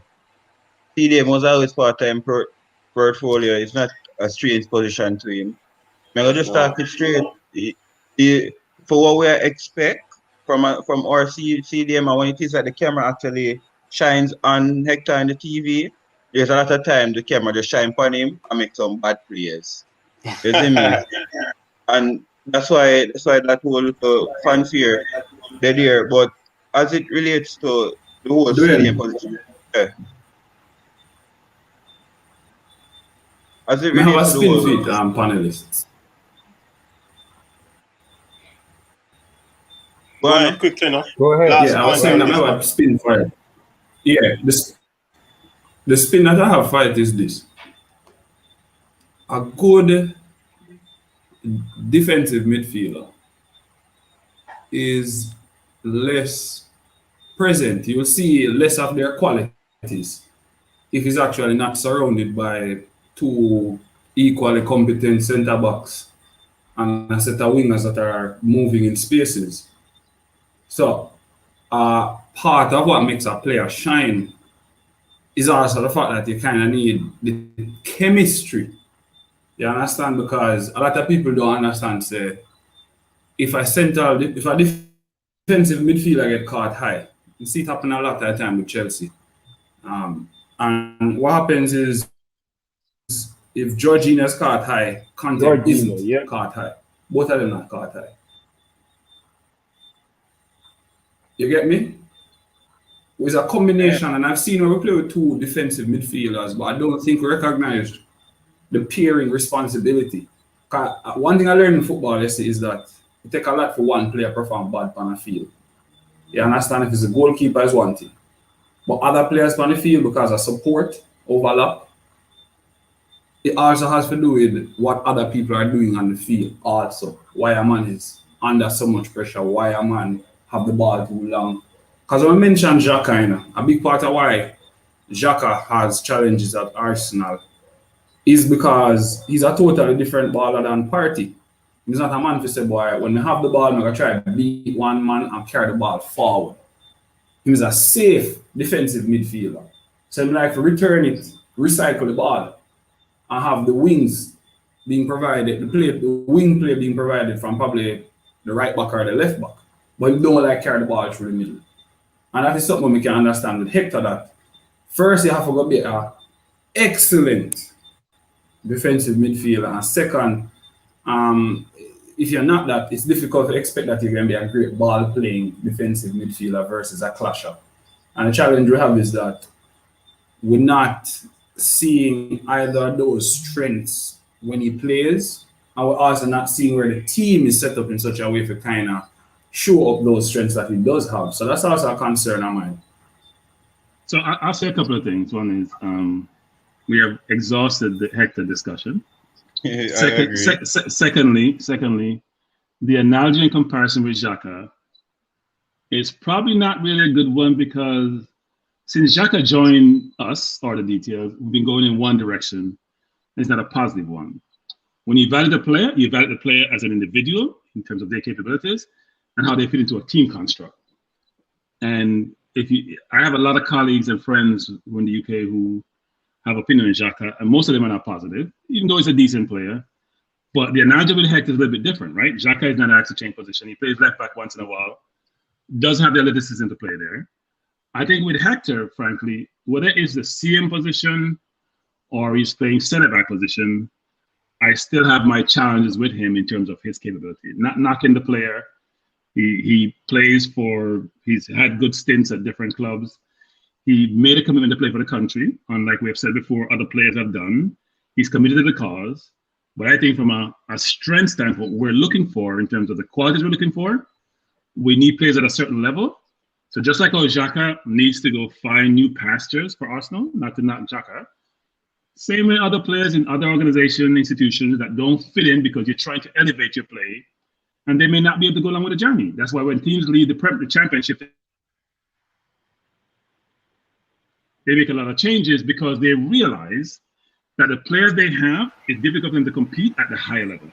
It's no different for Xhaka, no different for Hector, no different for most players, a lot of players who play on teams where the standard is improved, the standards increase. You have to have players who can play at that level. And sometimes, no fault of your own, you're just not there. All right. Let us look. Hold on, Jay. I'm going to get right back to you. Let us look at the role in the middle of the park now, right? There should be a Devon Williams, Speedy Williams. There should be a Jashon Anglin. There should be a Kevin Lambert. How do we believe that these players will fare out going up against players from Japan and Serbia, especially? Jay, I want you to answer that question and make the point that you wanted to make. I think the lack of experience on angling and lack of game playing time will show when you come up against those oppositions, Japan and Serbia, if he was to start. But coming off the bench, depends who he partners in the midfield with. a Devon more experienced that plays there a lot through Gold Cup tournaments and stuff. And he also plays with him at the club level. So maybe if he partners with Devon, he would like show him some ropes and some plays that, teach him, bring him along more. But these friendlies are going to be cruel, man. A Japan and a Serbia, England may have a tough time out there, as will the rest of the Jamaican midfield. Because to be honest, the defense, I'm okay with the defense. The attacking option, it looks good on paper, but the midfield is gonna be it could be our downfall in these games. So it's gonna be tough for England. So I would rather see a Speedy and a Lambert, or if Casey's there, it's gonna be Lambert, Casey, with a Ravel if he's there also. Like I said, it's a lot of if right now, because players are dropping out left, right, and center right now. So Can be a the little, midfield already getting depleted, and it's already been depleted. So can be a it's little gonna be tough. devil's advocate. If Tapa change information, wouldn't it solve some of my problems when I go through? I'm gonna stack the midfield with 5, Yeah, because just right. Go ahead.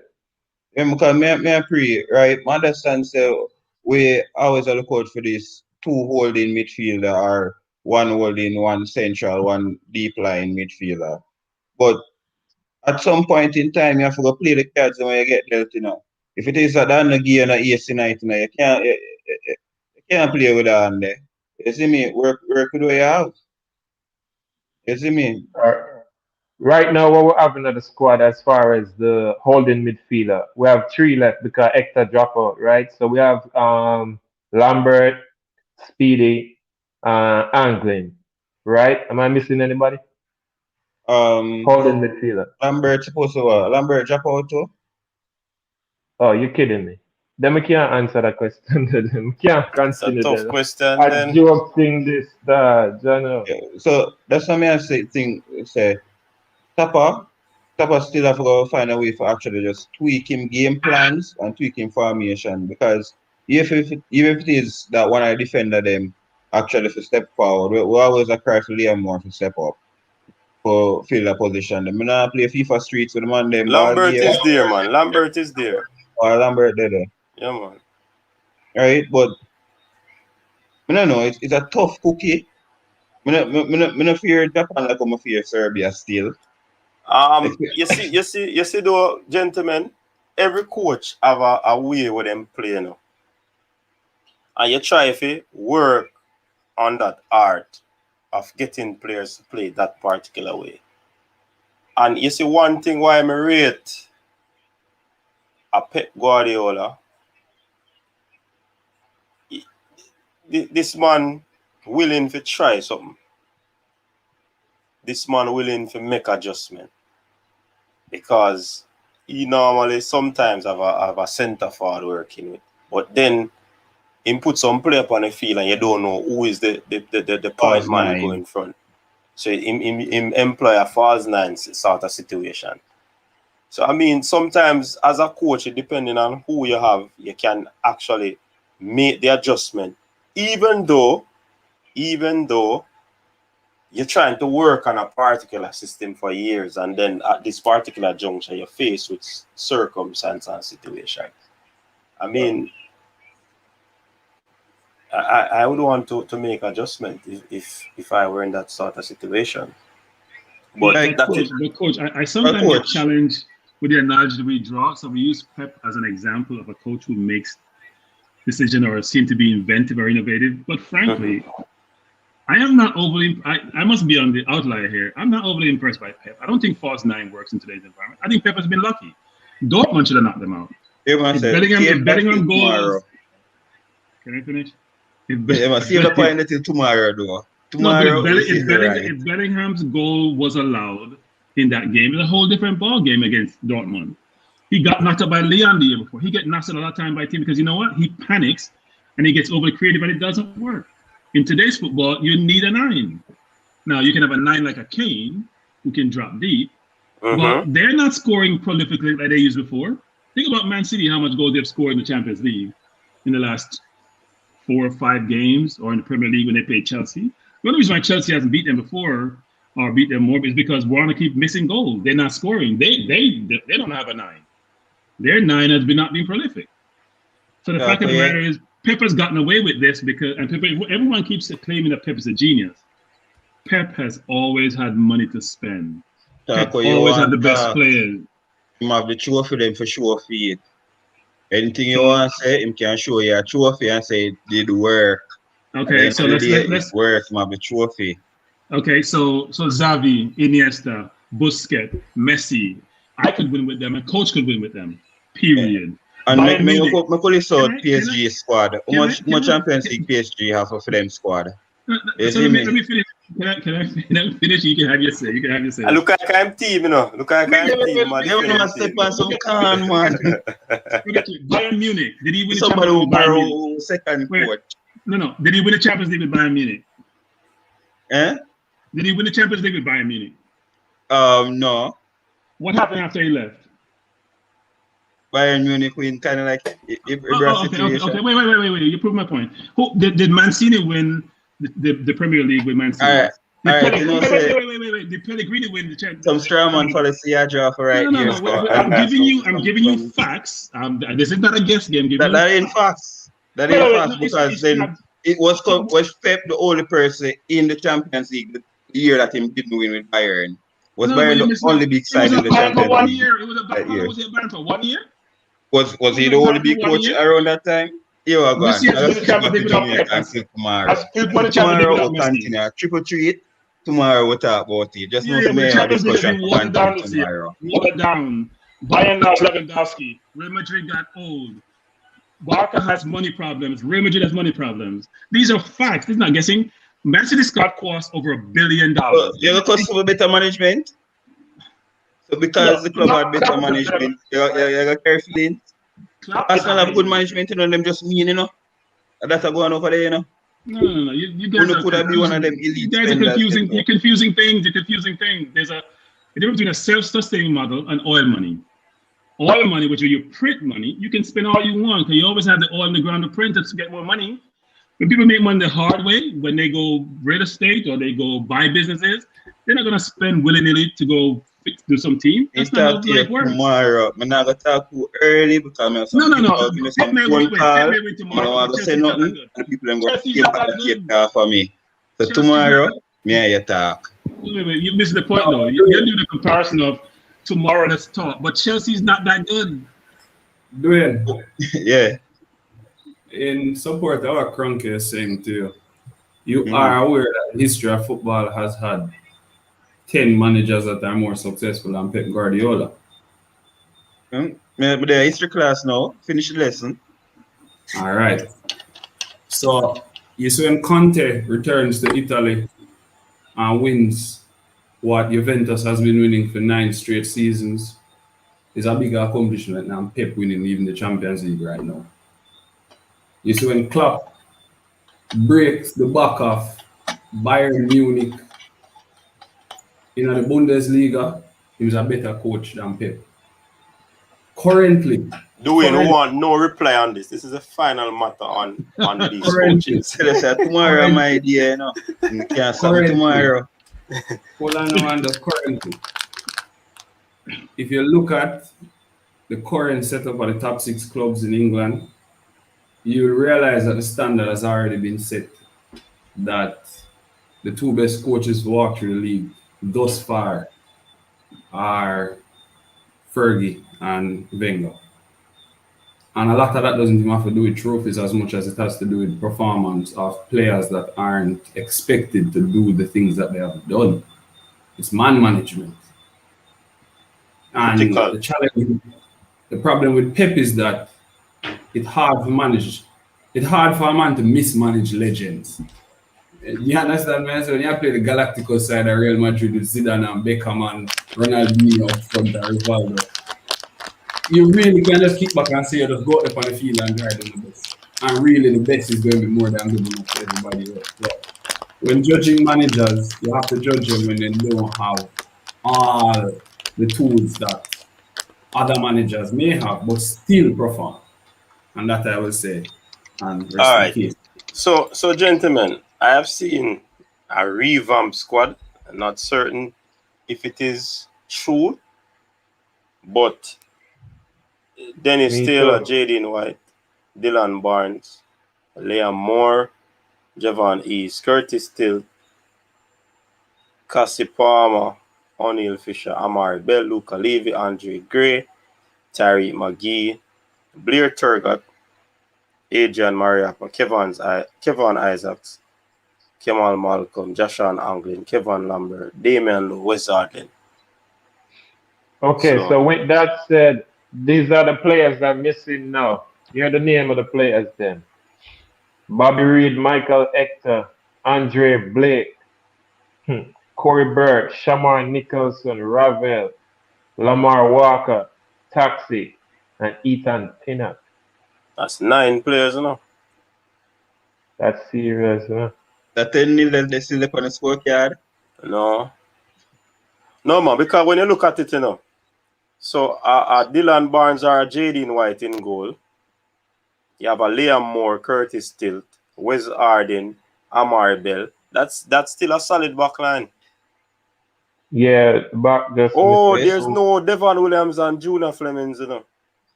So that's a team in itself.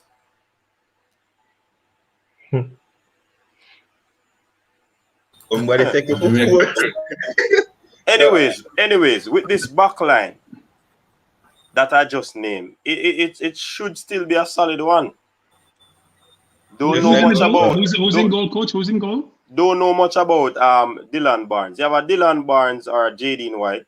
Dennis Taylor is the next keeper.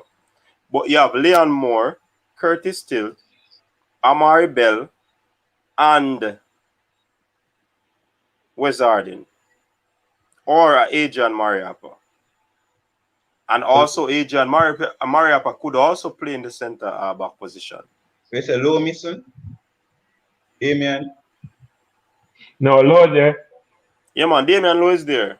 Oh, Chumney here calling the starting back line. Oh, sorry. Yeah, man. Yeah, we gotta look at the whole squad and then we pick out that starting. Him name they're down far. Sorry, but Damian Lowe and Liam Moore could be the starting centre backs. Which we kind of had before. Huh? We kind of had that before when we picked the team then. Yeah, man. We had these two. So I think we still have a solid centre back. Our defense.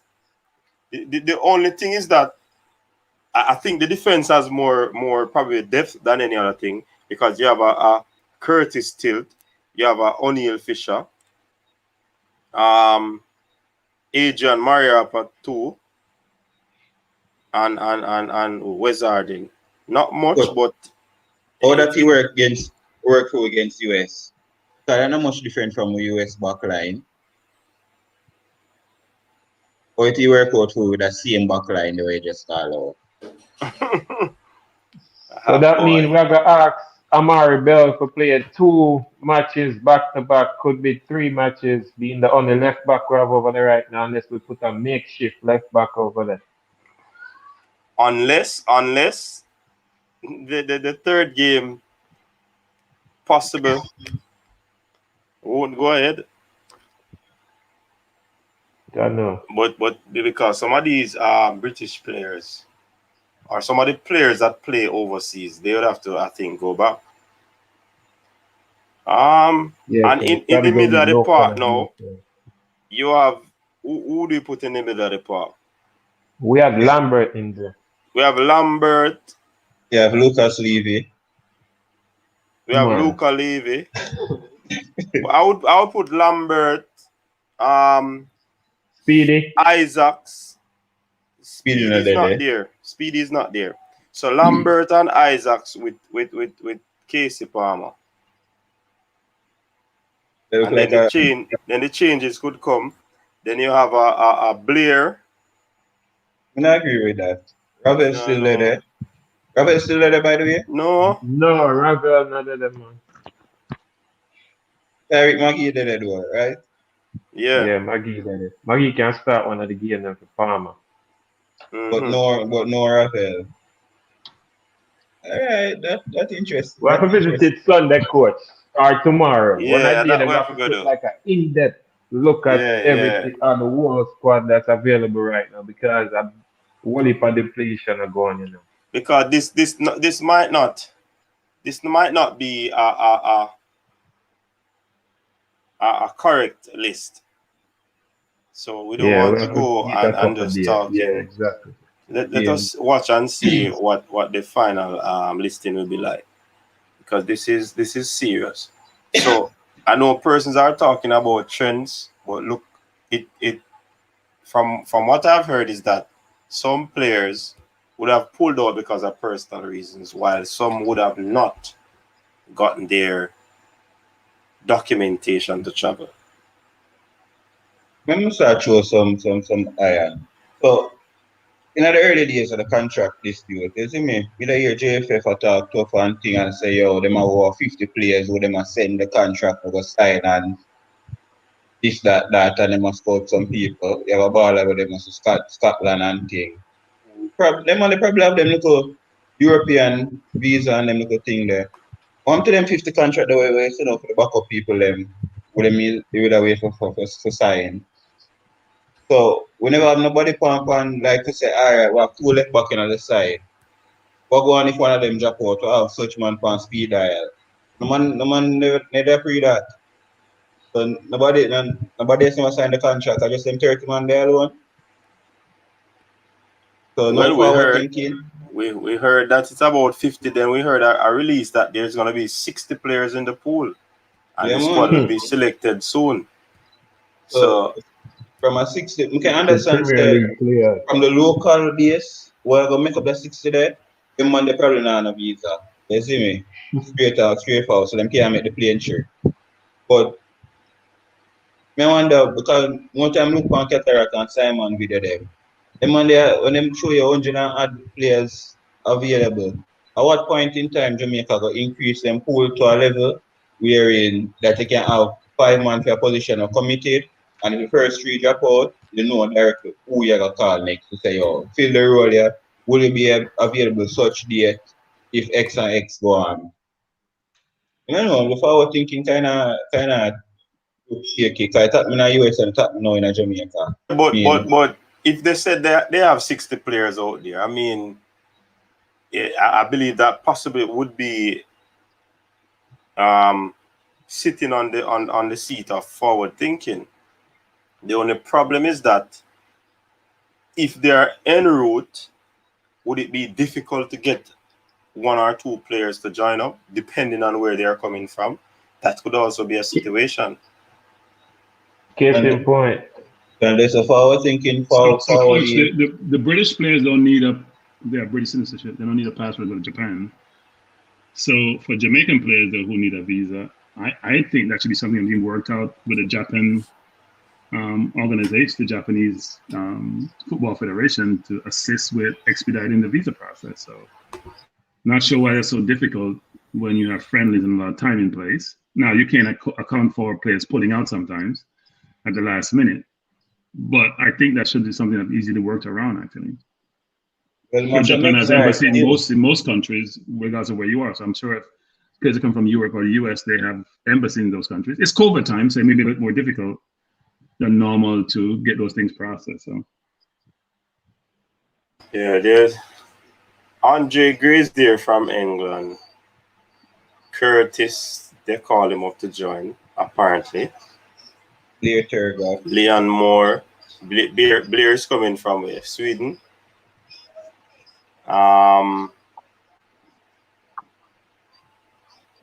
Trust me, it give us something to ponder on. But at the moment, it seems like we're stunned. Somebody was saying something. Coach, you coming like a meme. It's like what you expect and reality. And you can see two pictures. Remind me of Arsenal. Fill up your hopes and then Arsenal, right at the crux, just take it away back from you. I just saw Arsenal flex. You I see was me? seeing the Arsenal left on for true, my friend. Nah, I think bidding up hopes is Man U who lost to Villarreal, but we won't go into Exactly. Talk to them about that because Arsenal not building up any hopes for the past few seasons. No, You're we're not talking bidding about up Manchester, my team. So you're right there, Cranky. Them fans them tired. Fans them not no hope left. But I mean, looking into it, you know, with this team or this change of events, to select a team now, you know, me see a man put up Panadol, you know, we the fans are gonna have headache, you know. I don't think the coach needs the Panadol anymore because he should know what he wants. And I think Whitmore is going to be putting a decent 11 together. The fact would be that they'll have a lot of, we call it now, shortage when it comes on to depth. But I mean, I do believe the challenge to that now is if they go into Japan and the players would have to play in a situation where others would have been tested positive with the virus. That is also something that could cause issues going forward. Because So not only the withdrawal players. Yeah, go ahead, coach. Not only the withdrawal of players, but also that other sort of situation. Yes, Cranky. What's the players' accommodation in terms of flight to go there? Are they flying business or economy? I believe that that's per their contractual agreement. Okay. And I am not privy to what, or should I say, I am not able to speak it on air, what I have heard. So I can't say if they're traveling business or economy. Because I know I'm not flying to Japan from the U.S. economy to play football match. Not happening. Not happening. Not for a friendly. Not for a friendly. Not flying 12 hours cooped up in economy. I don't think it's worth it for players to do that. I'm going to squeeze a little on the question that you asked. Go ahead. When it is that way, they on a different little short, because with Sir Butler. Yeah. To me, say that was one I think trying to point out to the contract with the flights and them little thing there, Antonio and Bailey, them are kind of look through them little details. Like I make mention and when I match them, when fly in for much hours and shortly thereafter, you get injured. You see me? So we believe say that one I think them were in a contract where them are discussing the transportation. We never signed it with them, but that's right now team demoralized right now. So the only thing JFS can come tomorrow morning and say that will pick me up right now is say because you know from the time Blair Turgot name mentioned as independently looking for the Jamaican passport, there was also another player whose name was mentioned at the same time. And that was Kidder Taylor Hart. So from the same time that, and then I hear Turgot went about it independently, JFF, Roy Simpson, helping Keto with documents. Mm-hmm. That was out there in the media, reported by them also. So from about a month ago till now, Blair, passport in hand, ready to represent us in Japan. No man, Blair got his passport. Blair got his passport a long time ago up in the year, man. Even before he was called up, even before persons knew about him, he got his passport. So it's not like a month ago he got his passport. So when I saw him post it on his story months ago. The passport. That's how I knew about this Blair Turgot guy. So when it was reported, then that means he already had his. Yeah, because it was reported not to. It was reported after the USA game, before these friendlies were being discussed with Japan and Serbia. Film from about as Fresh God is saying that it has been there from about March. He posted it on his Instagram story. So it's a faster process when you do it by yourself than with the help of the JFF, which is a federation government help federation too. Professionals run business. Apparently, because if you notice, some players would have also gotten their passport that probably we wouldn't have heard about. And if they would have done it independently, then it seems as if these players who work on it independently, it probably the process is speed up quicker than if the powers that be are actually doing it. If you're I'm getting the not. help of the powers that be, Yeah, like a connection, you would think you're getting a connection being going through the JFF, you know. So that's actually a slower process. That's backwards to me, if you get what I'm saying. yeah, man. I understand it perfectly because it should be a quicker process going through the federation, and we have to be Guys, objective as well. We don't know how long ago these players would have started the process, and also if your paternal side or your maternal side, everybody's there with the documentation, it takes an easier time for it to be processed. So a lot of things. I remember with the COVID coming into play, it probably would have slowed up process. And who knows? Blair probably would have started this years ago, and the others who would have received it. So we don't want to hasten to say that the JFF process is slow or what.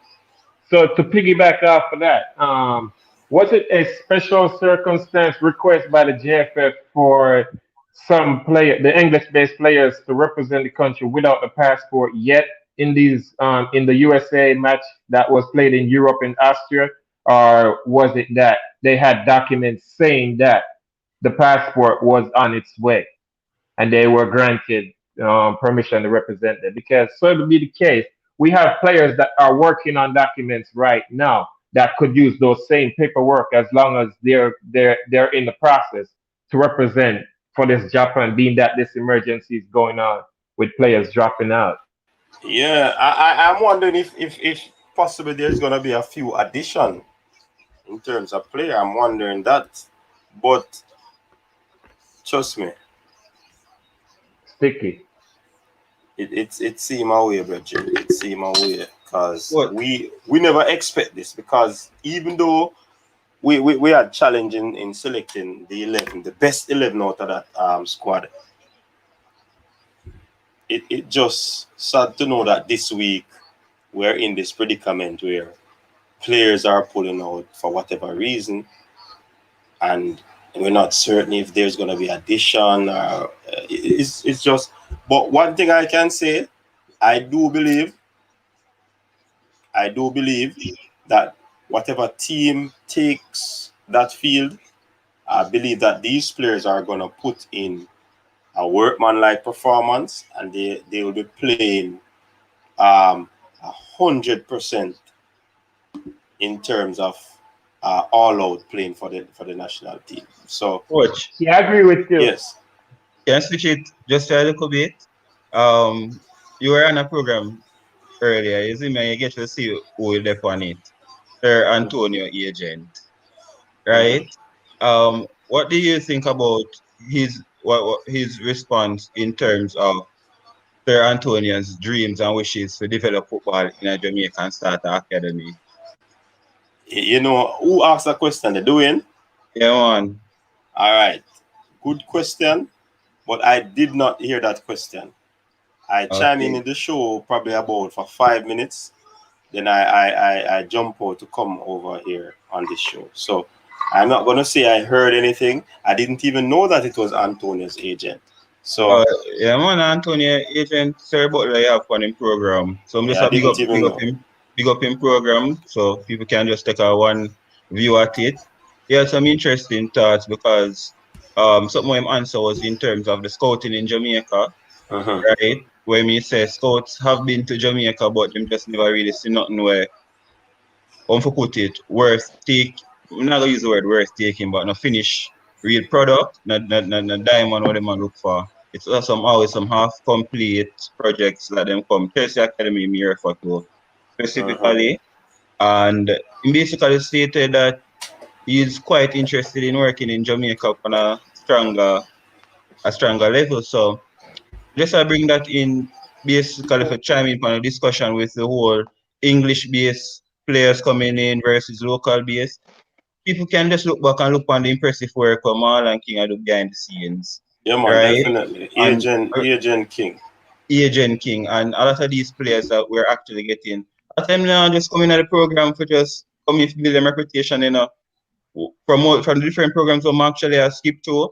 A couple of them well, I leave I want to come back in Jamaica as go along. So people for now I'm gonna take in and Michael Agent and him views of Jamaican programs can talk about high school football.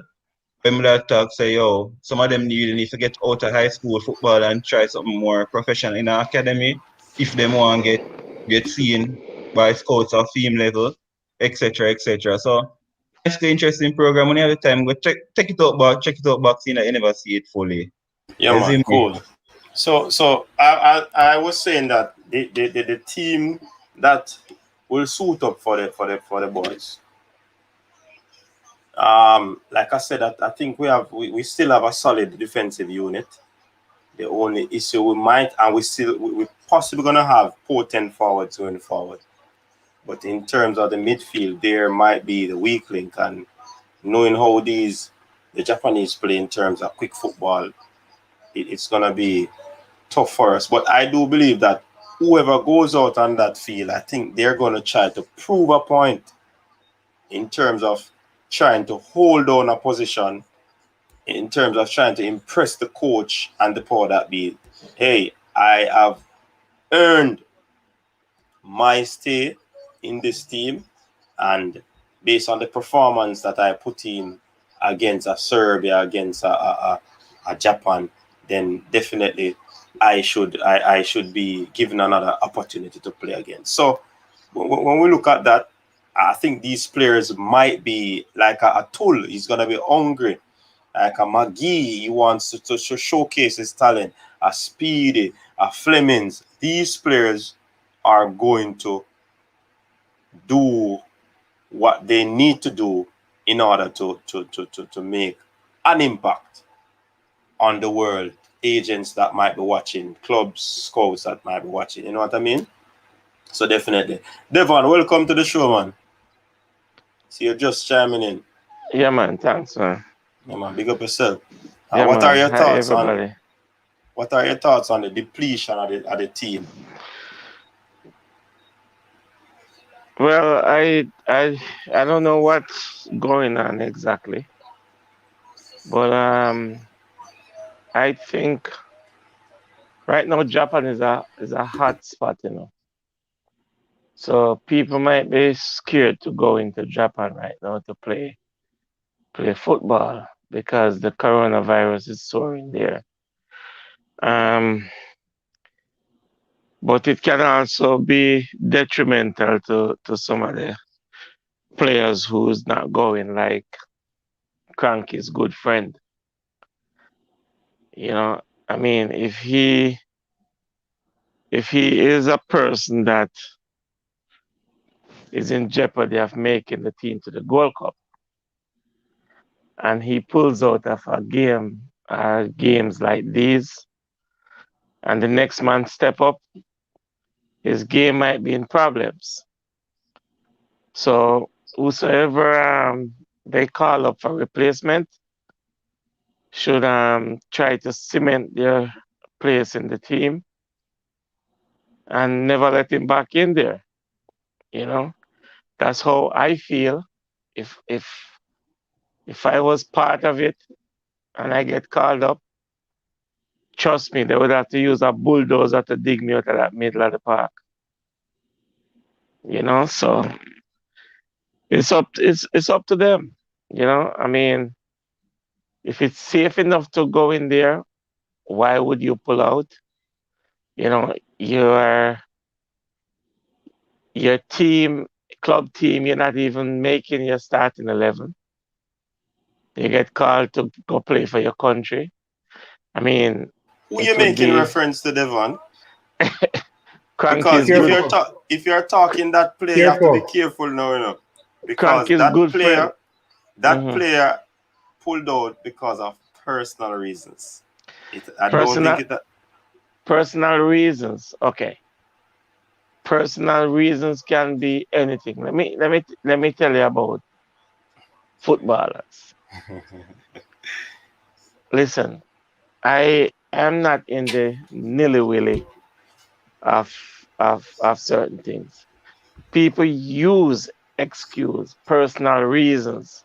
I mean, I don't have to explain to you my personal reasons. We did say that. You understand what I'm saying? But I asked to be excused because of personal reasons. No, I mean, it would be impertinent for the JFF to pry into your business to find out what personal reason. But I just think, is that an excuse? Or it's genuine? But there should be replacements. I mean, because you cannot go into Japan with with a depleted team, less personnel as well, because with Serbia and Japan, it's not going to be a good showing. And I know what's going to happen going into the Gold Cup. So I don't know. I mean, if I was a JFF, there are people who documents are in the pipeline. I would call them up and ask them, are you interested in the trip?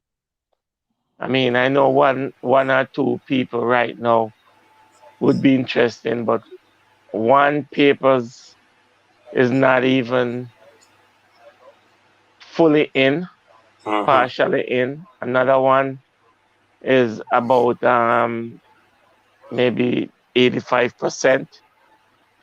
And I would call them up because you don't need, for a friendly of this nature, as long as you start the process, you don't need to have your Jamaican documents like your passport in hand. That was my question.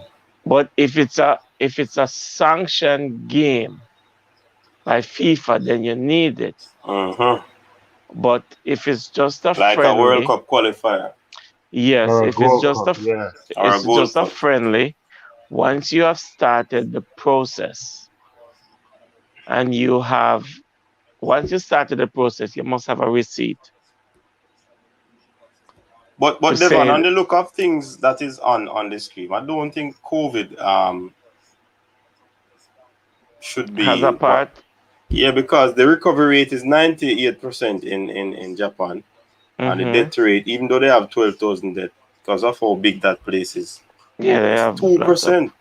Yeah, the numbers are like flu numbers. In fact, they're not as big as, I mean, the US have what, 34 million people got infected, 600,000 deaths. So Japan has what, 1/3 the population of the US? Just a little bit less than 1/3. It's not even close. I mean, this is not. This is like a. I think frankly. You know what? I think. It's not an excuse to use Corona. COVID is long enough that there are certain protocols that is in place to prevent people from being infected. I mean, you can't be too careful anyway, but at the same time, you've been tested. Okay? You're asked to wear a mask, sanitize, and do the necessary things, the right things. I'm pretty much sure most of these players might be vaccinated. I'm not sure if it's even one dose. But I mean, for you to go into the Gold Cup and you have 3 games, I would say 3 games before the Gold Cup, because we're not gonna have another sets of game unless we're gonna play the squad games, because they're gonna call 60 people into camp and they're gonna play games amongst themselves, which I don't think it's gonna be of the same nature and caliber because people don't want to get hurt. People want to play safe and wants to get into the squad, to get into the 26-man or 30-man squad for Gold Cup. But these are good tests. I mean, 2 games with Japan, the senior team, the under 23s, and Serbia, it's a good test for them. So I mean, I don't know what to say. Shut up, Moya. Behave yourself in the comment section. Yeah. So, Cranky, what implication will this have on say selection for the Gold Cup? Because if these games is an indication where the coach wants to go in terms of seeing players, and he's going to see the ones that will take the pitch, how will the other players be treated going forward? I think there's more implication for those who he's not familiar with versus those he's familiar with. Right? So the ones who decide to skip out like a Reed, who he knows are Hector, he knows what they bring to the table. It's more of just trying to do some assessment of the players who he's not familiar with, and how our players who are on the fringe, who he's trying to figure out whether or not they have what he requires to make the squad. And look, they're friendly games, right? Not everybody take these games seriously. I know people think Japan is taking them seriously, and so is Serbia. They're also trying to sort out their squad for different. Japan for World Cup, Serbia for both European Championship and World Cup qualifiers. So everybody's trying to figure out their team, what their blend is, how they fit into their system. So I think it's going to be less impactful for the Gold Cup than people think. Mainly for players who he's not familiar with, players who are new coming in, who are getting their papers. Just like we did probably for the Austria game with the US. It's similar to these games, actually. I think people are more concerned from what I'm hearing in terms of what people are saying about the impact to rankings, given the adverse results they are anticipating if the squad is decimated versus even, say, performance per se.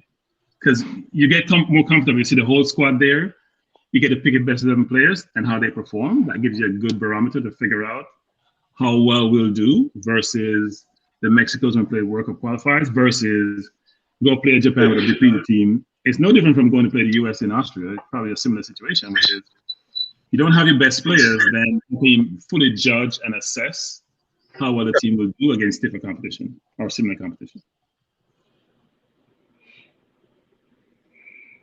What say you, Jay, on that matter?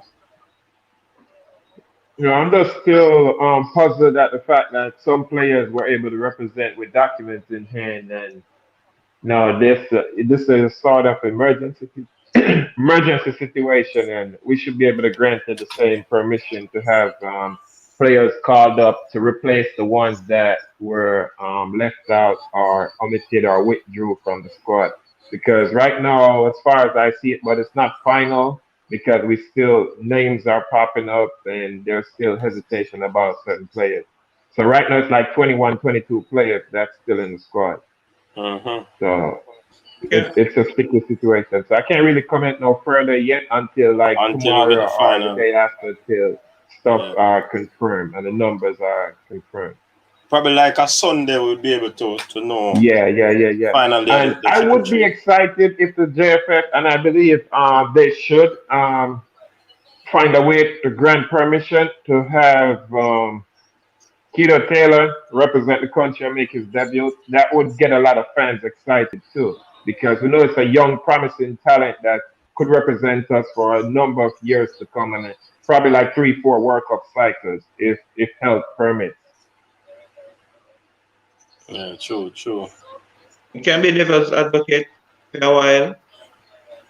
May I try remember, because I know this argument about we have a set of 4 players. But now may I try remember going back to the Maximum Water Stadium. May I try remember if Tapa ever start a set 11 in a 2 back-to-back match ever. Have we ever seen? That is going to hard to do, especially in our friendly. But I'm not going to say start 11, you know. But I try to look on the squad, because I remember one complaint you personally, not about nobody else used to have, is that Tapa always I say, you might look and examine players. You see me? Or I go extend it from Tapa and say the JFF are looking at examine players. at this stage in time, for me hurt more than rest of people then because me I expect to see at least a squad being USA, Serbia, Japan, and even these last previous World Cups qualified, would I say, me say a squad of knows at least them 3-4 man there.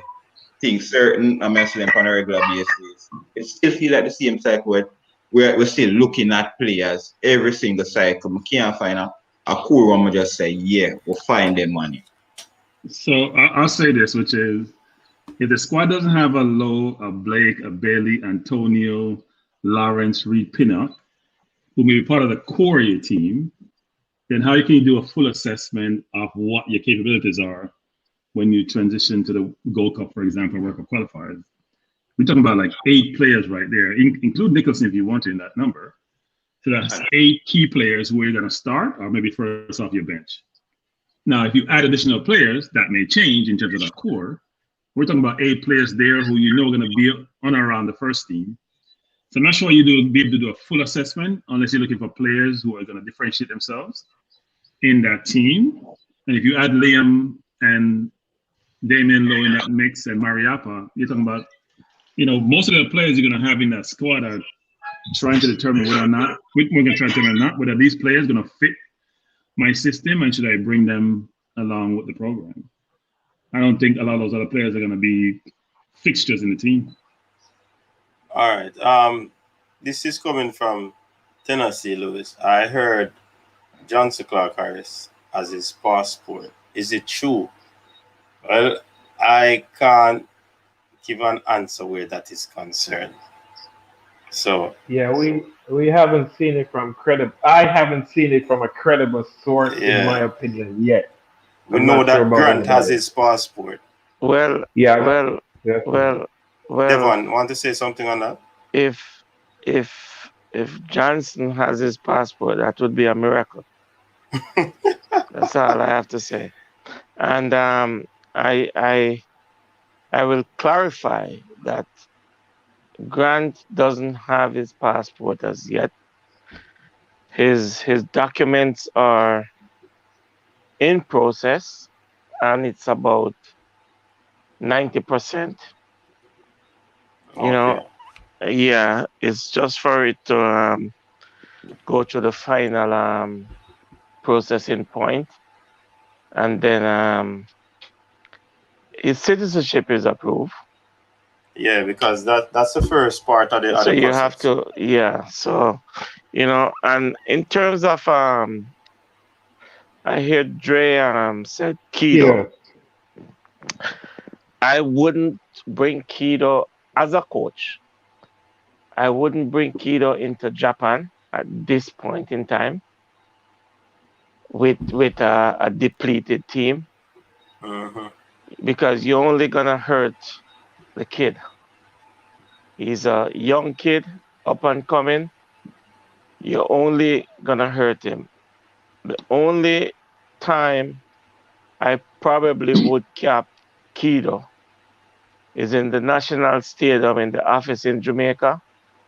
Full strength with the crowd support. If we get crowd into the stadium, a full strength squad, and you give him maybe 15 minutes for him to explore himself and show people what he can do. But I wouldn't bring a young kid into a lion's den at this point in time. All right, Devon, can I touch on kill him? All right, Devon, so when you say that, you would be referring to further down, like towards World Cup qualifying time, right? Yeah, I'm listening. Okay, so to touch off that also, reason why I asked that, being that English Premier League starts back in August, what if he's training the off season with Arsenal, and then they decided to call him into the first team the first couple of matches in the new season, and then he catches the eye of the English authorities, the English FA, the England team. So what if they was to get in his ears, as we have seen with other talents over the years past and try to convince him, hey, your future looks bright. We have promises for you, and fool him up with false promises of him representing the Three Lions in the near future at that point. Wouldn't we risk it? Is that a risk that you would willing to take as a coach? Let me answer a part Let of me. it, and then Devon can chime in. And they Mhm. want to hear from Formula Sports, then Cataract in the building. We're going to hear from him as well. So I believe that going down to Japan, it still wouldn't stop England to run come if they want him. Because remember, True. Japan would not be a competitive game where he would have, and that still wouldn't be, because once he plays 3 competitive before, is it something like that? You play 3 before you reach 21, then you're still in with a shot to play for another country. So I mean, playing him in Japan wouldn't still solidify his stay in the Reggae Boyz team, because if England comes for him, if he goes to Arsenal, then I mean, we wouldn't have any case on him, if you know what I mean. So I'll just answer that part of the question. Go ahead, Devon. And what I'm gonna ask, how well do you know Kido? Talking to me? Yeah. Yeah. Oh, only from highlights Okay. and from his IG and Twitter. Okay. And his commitment to Jamaica, how well do you know of that? That I don't know. That's where you come into play, where I'm asking you now. All right. Okay. Well, this kid is a top kid, and he knows he's a good player. And this kid is committed to play for Jamaica. He loves Jamaica so much that it will take a lot, even though he born in England. It will take a lot for England to lower him to play for them right now, because there's so many people ahead of him, and he wants to prove himself. And I think he's committed to Jamaica. As a matter of fact, I even his dad, I spoke to his dad, and the first thing we talk about is the security in Jamaica. I mean, any dad would want to know that his son is safe when he comes to Jamaica. And I told him, listen, even though there's crime in Jamaica, you're a footballer in Jamaica, especially a young upcoming footballer that they talk about so much in Jamaica. He can walk freely on the street and nobody touches him. So this kid is committed to play for Jamaica. So, I mean, things can change, as you say, but for now, I think his heart is with Jamaica. All right, last thing I want to say, Coach. Hold on. Last thing. Devon.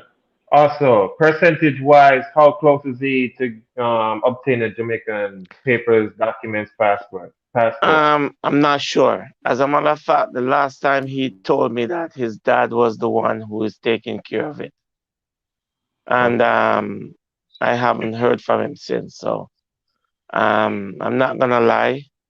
I haven't heard from him since, but I don't know how far. But he started. okay, cool. Formula Sports, chime in on the conversation now. Good night, gentlemen on the panel, and good night to the guys in the chat. Yeah, I'm just here listening and hearing, the bombshells that have been dropped, and it's just depressing and disheartening, man.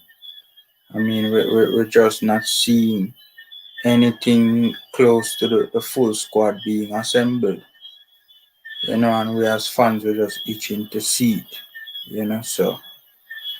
Yeah, I'm just here and I'm just listening, man. Just here and just listening.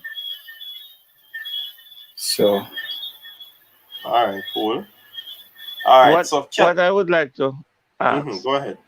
I know of 2 players pull out, but is there any other player pull out? About 11 players pull out. Really? Yeah. Who are the 11? Jay. Because I heard Hector and Reed. Toxic. Okay, All right. Devin. So I have a list of the players. It's not All right. confirmed, but that's what's circulating right now as we speak since the program started. It started with two, Bobby and Hector. Then Walker injury. Then Blake get added, Burke get added, Shamar, Taxi, and Pinnock get added. Really? Yeah, man. So that as he said, it's not nothing that we can confirm. But from what I've heard is that some players probably wouldn't have gotten visa to go to Japan, and some pull out because of personal reasons. So that is the situation. Pinnock, we know he got a championship final tomorrow. Pinnock will be playing in the championship game, so I wouldn't expect him to be there because the team I think will be traveling, or some persons are en route already, and some will be traveling tomorrow. So I wouldn't expect a Pinnock to be. That would be too much on him. Okay. But right. Coach, yeah. Bertram said something very important when he spoke about just it's not even like the reserves are out. It's very important players that were either gonna be starting or playing a very important role. If the reports are true. Yeah. If the reports are true. Yeah. Oh, somebody is saying that Blake is in a semi-final. Is that the CONCACAF thing? CONCACAF, yeah. Oh yes, then we can understand that part of it. So you see, players really have genuine reasons why they are out. So I mean, let's keep calm, people. Coach. So it's planning is the problem then. Coach, can I? As usual. Yeah, Katarak, I'll give you your time, man. So question why you answer, why you give your little take on what it. How did Anthony Grant get his passport in such a short space of time, probably a month? And there are players like a Roof who has been out there waiting on his passport and car receipt. Because he didn't contact Cataract. Right, Cataract? 7 days. So you see, 7 days, not a month. So, but let me say this to you. First, it's not the passport; he has his citizenship, right? But it's a 1-2 step. But for anyone who had critical thinking, would have realized what this matter is. The actual process of getting your citizenship takes 1 hour. Put up my finger. You hear me, Coach? The person checks if your mother is your mother. And people, Cataract is saying that because he would have been intimate in a process like that in recent times, so he knows about the whole situation. So they check if your mother is your mother. They check if your father is your father, if that's who you're going through. But if you're following it, it's by descent. It's citizenship by descent. So they trace your ancestry. So if your mother is really your mother, which is given by your birth certificate, and then they check if your mother's mother, in this case, is Jamaican, and if the certificate is certified. 1 hour. That's including lunchtime. Behave yourself. I want to. So it's less than an hour. No. I want to say that I am, and I'm not good, but I want to big up Pika and public servants who. I mean, they're simple. I don't want to diss it. I don't know their quality. They're simple public servants who did their job after an explanation. In the first leg, to me, the clearance was made on May 17th. Things done. But in the first step, it was just a youth who heard me talking and said, what's the problem? I talked to the security and said, boy, you know, this thing you said we go round here to cancel it, to come round there, to come round. And I said, boy, who is this man? I said, you know, I play for Chelsea. I tell a little white lie. And the man said, boy, I'm an Arsenal man, you know. But a Jamaican come play for? All right. Give me the name. And him go around the back and Half an hour later, first step done. There are people who love football, who work everywhere, from guardsman to picker to immigration to customs. Reach out and network. That's what fans are for. It's a simple fan that took us over what would be the first main hurdle. And all I happen to see is that the man did have on I can't remember when the thing, I'm saying, in phone, I'm going to say the Arsenal thing, I'm going to ask him. And then the other person is just a matter of explaining to them, look, Jamaica has a game at this time. This young man is in line to play for Jamaica. I didn't even have to say, do you want to be that person who decides to be bureaucratic? But they were more than helpful. More than helpful. And they were more than willing, not break the law, not do anything untoward, but just do their job quickly and efficiently, which really is checking 3 pieces of paper. That's at the heart of the process. And then you move on very quickly. Once you get your citizenship, you move on to the passport, which I think might be a bigger thing. But you can get it if you need to fly out, like the young lady who was caught in the fire, unfortunately, in Hanover. These things can be done.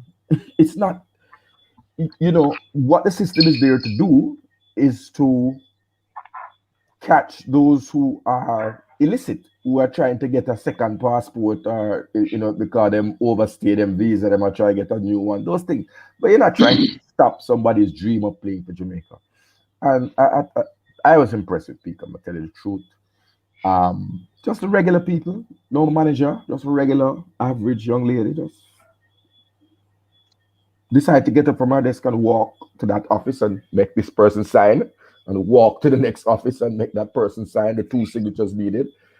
And now we just waiting. I just tell you the truth, it's just one piece of the document. And it would have been, everything would have been ready except the fact that they had a middle name, but he actually has a double-barrel surname, but it doesn't have a hyphen.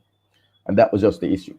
Otherwise, it would have been ready in 3 days. There you go. But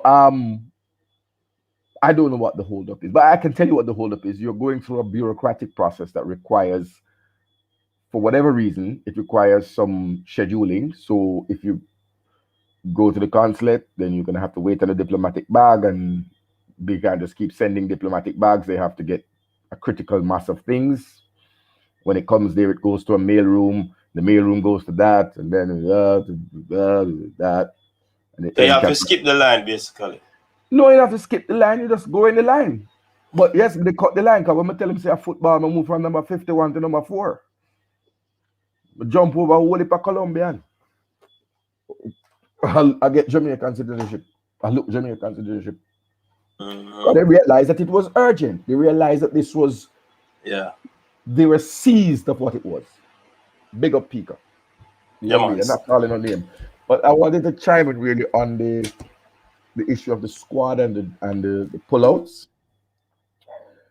This is not to be unexpected. And I think yourself, certainly myself and Simon have been kept saying, you need a pool of players, because we live in a time of uncertainty. England, the English manager said he has a depth chart for each position that is there and known. So it's a known quantity. So it's not a land grab. You must expect injuries. You must expect personal reasons, and unforeseen circumstances. Unforeseen circumstances and COVID. Yeah, especially COVID. Sorry, Hector. You see that comment down at the bottom of the comments? More coach put that up in a more Cataract see that in a. What, Corey Burke and Blake have a no man, Cataract, no man. You know see man Shedrack. More Cataract see that. No, listen, let me say this, and I'm going to be very honest with you, right? Anything that I can do to help my program and get the best team, I'm willing to do. But the JFF has a bearer. What did he do? Hang out in New Kingston? He used to be hanging out at Pika. You know? My advice. I saw some things there. I don't know why they can't. So, this is some man file. But they're just sitting in the regular pack. Behind Diego Fuente and Javier Parada, you know, and that's the Spanish seem to want to be in Jamaica. That was my observation from my time at Pika. I never see someone Spanish, man. And then there were some small islanders, etc. But it's just I just was shocked at that. So I just think that you need to engage and network throughout, because this is your lifeblood, right? This is your lifeblood. And if I told you I came upon unreasonable people, because people curse Jamaican civil servants all the time, able to prioritize, able to spot a matter of national interest, and able to act accordingly. So there's no problem there. And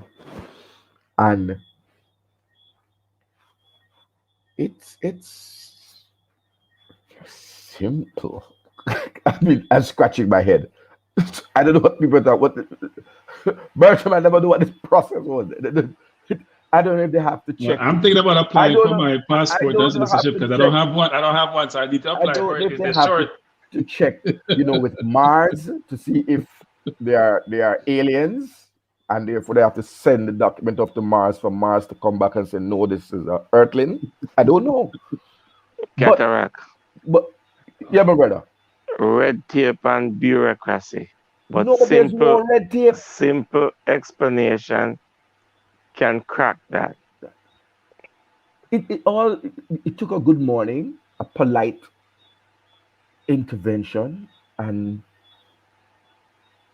I can't say take no more. I never tell no lie for the people. I never have to give nobody $1. I never have to nothing. They just were brilliant, man.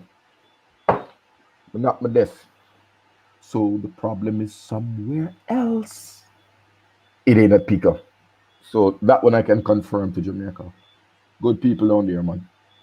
But do we know if the players are going to the JFF or they're doing it on their own volition? They're just doing it on their own dime. Even if they did it on their own dime, I still think there needs to be someone who they're not sure what it is. And even if you read, it's not fully clear what is required. And they're also probably doing it remotely, right? So they don't have a contact in Jamaica like you are. No, they don't. So they're doing it remotely. Then you got to go to the mail system, which is very challenging these times, I think. Cranky. Yeah. Can I say something to you? Yeah. It is only two farms, you know. 2 pieces of paper, 2 farms. 2 pieces of paper. One for the citizenship and one for the passport. And they have less than 5 questions. They have less than 5 questions. As a matter of fact, it's 3 questions. Your name, your mother name, or father. You don't have to fill out everything. And your granny or your grandpapa. Address. And your address. Right? We were always told that the process was long and complex. Process. Well, I think the process may be that you need the documentation to then fill out the form, right? No. So hear me. So if I'm a second generation British, then I got to then substantiate who my parent is and who my grandfather is, and then be able to provide that when you're filling the form, I assume, right? Right, but that is not their process. That is when I say process. Yeah. That is on my side. So if I go for a driver's license for the first time, I have to provide the proof that I passed the driving test. Yes. That's not the tax office's side. When you get there, they take the picture, sit you down, and they fill out the thing, and you fill out a form, and so the actual process where the civil servant is involved is very simple. Well, I think the JFF, but cataracts. Hold on, there may be an issue, particularly now because we are talking about second generation Jamaicans, where the grandparent might not be alive. But in the case where because the grandparent is not alive and you don't have the birth certificate, then you're talking about the Registrar General's department. And I haven't tested that process yet to see if they would be equally as accommodating. All right, I think they would have to go to the registrar system in the UK to get their parent certificate, which should have the grandparent information on it, and then combined with their information with their parent, then I would should that get submitted. But I never heard a JFF. When I heard the JFF speak about this, I heard them saying that the players are working on their papers. I didn't hear them saying they're working on the papers for the players. Right? I've never heard that. Maybe I'm mistaken in that, but I've never heard them say we are working on the papers for the players. They say the players are working on it, which may be a big difference between an official process where they are the ones negotiating or putting the paper to the process versus the player on their own volition doing it and trying to obtain the necessary documentation. They have done some, but they left it on the onus of the players, and you can't do that. If you want a player to represent you, and this player brings something to the table, you have to take up the mantle and get everything from the player, and all you gotta do is have the player sign, fill the things out, send it to you, and you get it into Pika. I have a player so right I'm now. I'm gonna take the JFF side in this. Yeah, I'm gonna take the JFF side in this right now. in one respect. Go ahead. Yeah, I have a player right now that his grandfather was born 1921, 100 years ago. And this player is probably going to be a critical player for Jamaica in critical positions. And I have a copy on my phone right now that was sent to me of his passport, the grandfather's passport. He died few years back. And the aunt that living in Brampton, maybe 30 minutes away from me, has the birth certificate. And all of that is going to England on the route right now. Point of order, I wish you had told me that. To be sent to Jamaica. Sir Devon, I wish you had told me that. I will talk off the air. That's unnecessary. These are the unnecessary steps in the process. So let me say something, guys. Let me say something. So if one second, if I'm the JFF, no, wait, think about it. If I'm the JFF, right? And we have all these players of Jamaican heritage that live in the UK. If you decide as a JFF, unless you determine that you want this player, so say I think I'm going to play for Jamaica, the JFF may not think so, or don't know about me. If the JFF go and try to pursue passport for every single player, in doing so, they create an expectation that a player going to be included in their squad. No, but if you're a player, wouldn't you have that expectation if the JFF is pursuing that? I would have the expectation that, you go on my behalf to get me the papers, then you're going to bring me into your squad. And this is where I disagree with you. This is going to be my last point to this because I really want to get to the football, which is the topic about the dropout. Look, you can simply say, I am putting you in, and you can be clear. That's why things are written. I am putting you in this position that should I need your services in the future, you will be eligible to come without any hiccup or hitches. So the Jamaican passport does not guarantee you a call up to the squad, nor does it, because you can't call 400 players to a squad. What it does is say that should you want, have a burst of form or improve rapidly, I am able to take advantage of that at the JFF by calling you into my squad because you already have the Jamaican passport. And you can make it clear.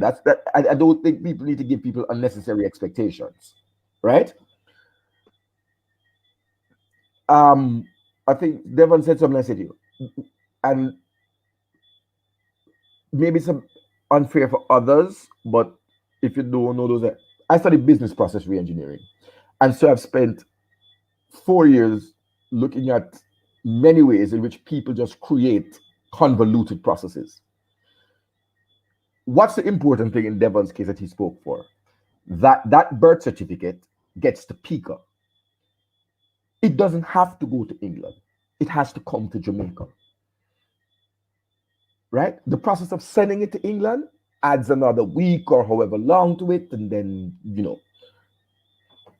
what PICA requires is just a set of documents. It would be nice to get them all at once, right? And all in the same envelope, but it's not mandatory. If Granny is in Portland and you are in England, you send your documents and Granny sends your own. Just put attention and the file number. And you send the tracking number that you sent it with. So it's about understanding processes and why people make things convoluted and things don't move in a straight line. When they say that you have to go to the consulate, do we know what is done at the consulate, coach? The consulate certifies that they have seen the original. Any notary public can do that. Any. And it's valid because that's why notary publics are around the world.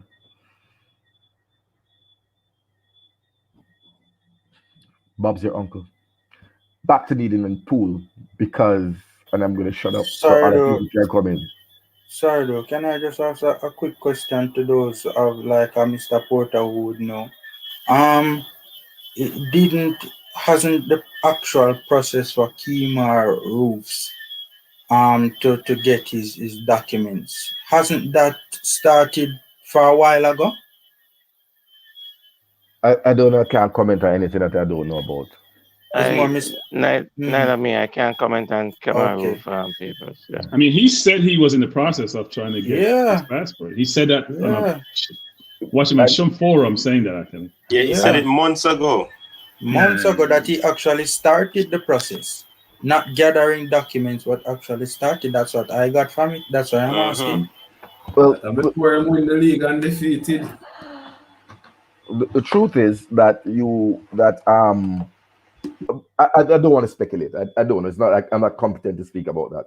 But I'm just saying that if you have the documentation, the process, quote unquote, is simple. There are other people who have difficult processes, like if you're getting it by marriage and then they have to prove that the marriage is a real marriage or not just for convenience and those things. But by descent, it's a paper check. It's a check the boxes. But I come back to the fact that Jamaica needs to have a depth chart, which means that you need to have close to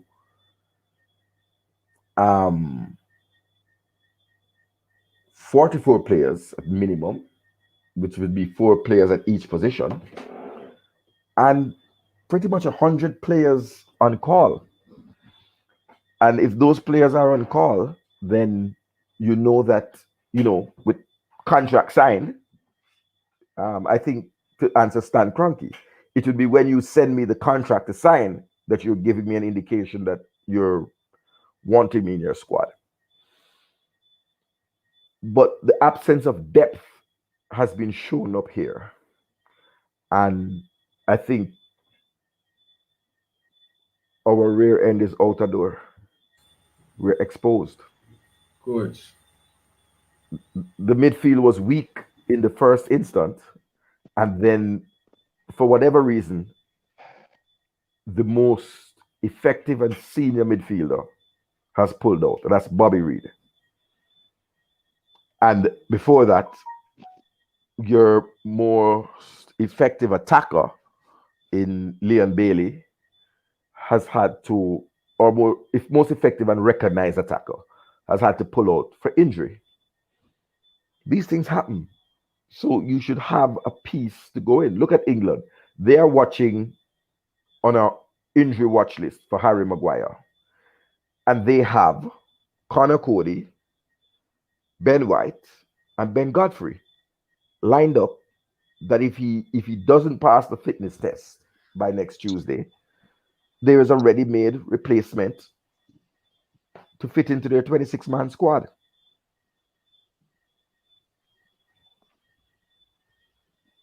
Yeah, I mean, I see the depletion, but when you look at, I'm wondering how many players probably wouldn't get their I wonder, but Corey Burke and Blake has a semi-final game, so I guess they won't travel because of that reason. And then you have Ethan Pinnock also have important game. So I mean, those are what, like 3 players out of the amount. We don't know the reasons for the others. So it still begs to say that we need to have a pool. So whenever like something of this nature happen, it's simple. It's simple just have some players that you can call upon. But coach, sorry to cut you. It's just to touch on something you just said a while ago. I am looking at the Philadelphia Union, their schedule, and I am not seeing, from my understanding of it, the CONCACAF Champions League is not resuming anytime now. That's why I went and looked on the schedule because from my understanding of it, it's the next match is in September. Club America, the 15th of September to be exact. The CONCACAF Champions League isn't happening anytime soon. Shouldn't be affecting this game. So I don't understand that one at all. You see, the thing is, man, Hector spoke about, depth charts and stuff like that. And, that's a solid point. But to be fair, I can't recall the last time I have ever seen something like this, where such a mass exodus of important players, has just has just exited the squad.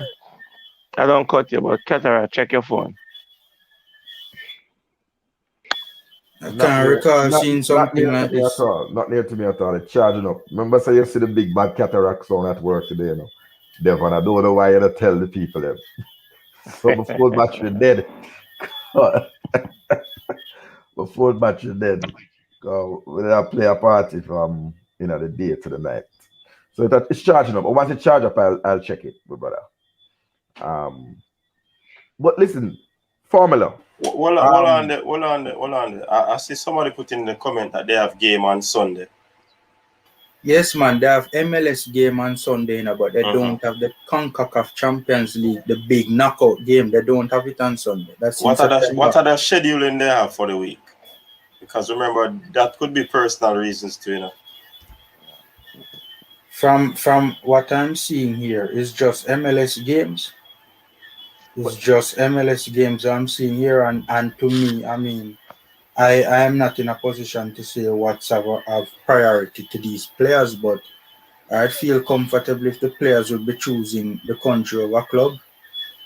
But you have to understand, that's their livelihood, and you gotta understand that a club in a season and have a critical game. You go into Japan, that's a long flight back and forth, playing 3 games to come back and play a championship game. That's a lot. So you have to understand the club and where they're coming from. do we risk this player and risk injuries? We probably lose them long term. They might end up get injured that we miss them in the Gold Cup as well, which is important. So Can I chime in after that? you have to look at that, the workload. Go ahead. All right, so The FIFA dates are so designed to allow players to be absent from their club schedule to represent the country and allow the best players. that's what I was gonna say. Right? So the FIFA dates could not be designed in mind with clashing with major competitive dates, including like a Champions League semi-final or a CONCACAF League semi-final. I would find that ludicrous. But The Qatar, Japan. you got One to remember. second, everyone. 1 second. I'm just saying that for me, and I said on a previous program, coach, if you recall, the blunder in my mind was, why weren't the players who are already in Asia playing professionally in Vietnam, and those some other leagues there? I think we have somebody in India, though I'm not certain, right? But I certainly know we have players in Vietnam. Why weren't they in the squad where the flight is a 4-hour flight or a 5-hour flight and a shorter trip than subjecting some players who you already know what they bring to the table, and then you are subjecting them to a 24-hour flight? Or a Ketra, 9-hour flight. the answer to that is simply no. I don't think those players form an important part of Theodore Whitmore's plans going forward. So you're Right? saying, I mean, when last have we seen Deshaun Brown, the one in the player in India? When last have we seen him in the national setup? yeah, so you're saying that players who might be fat and feeding for the last 15 months are what? It don't make sense.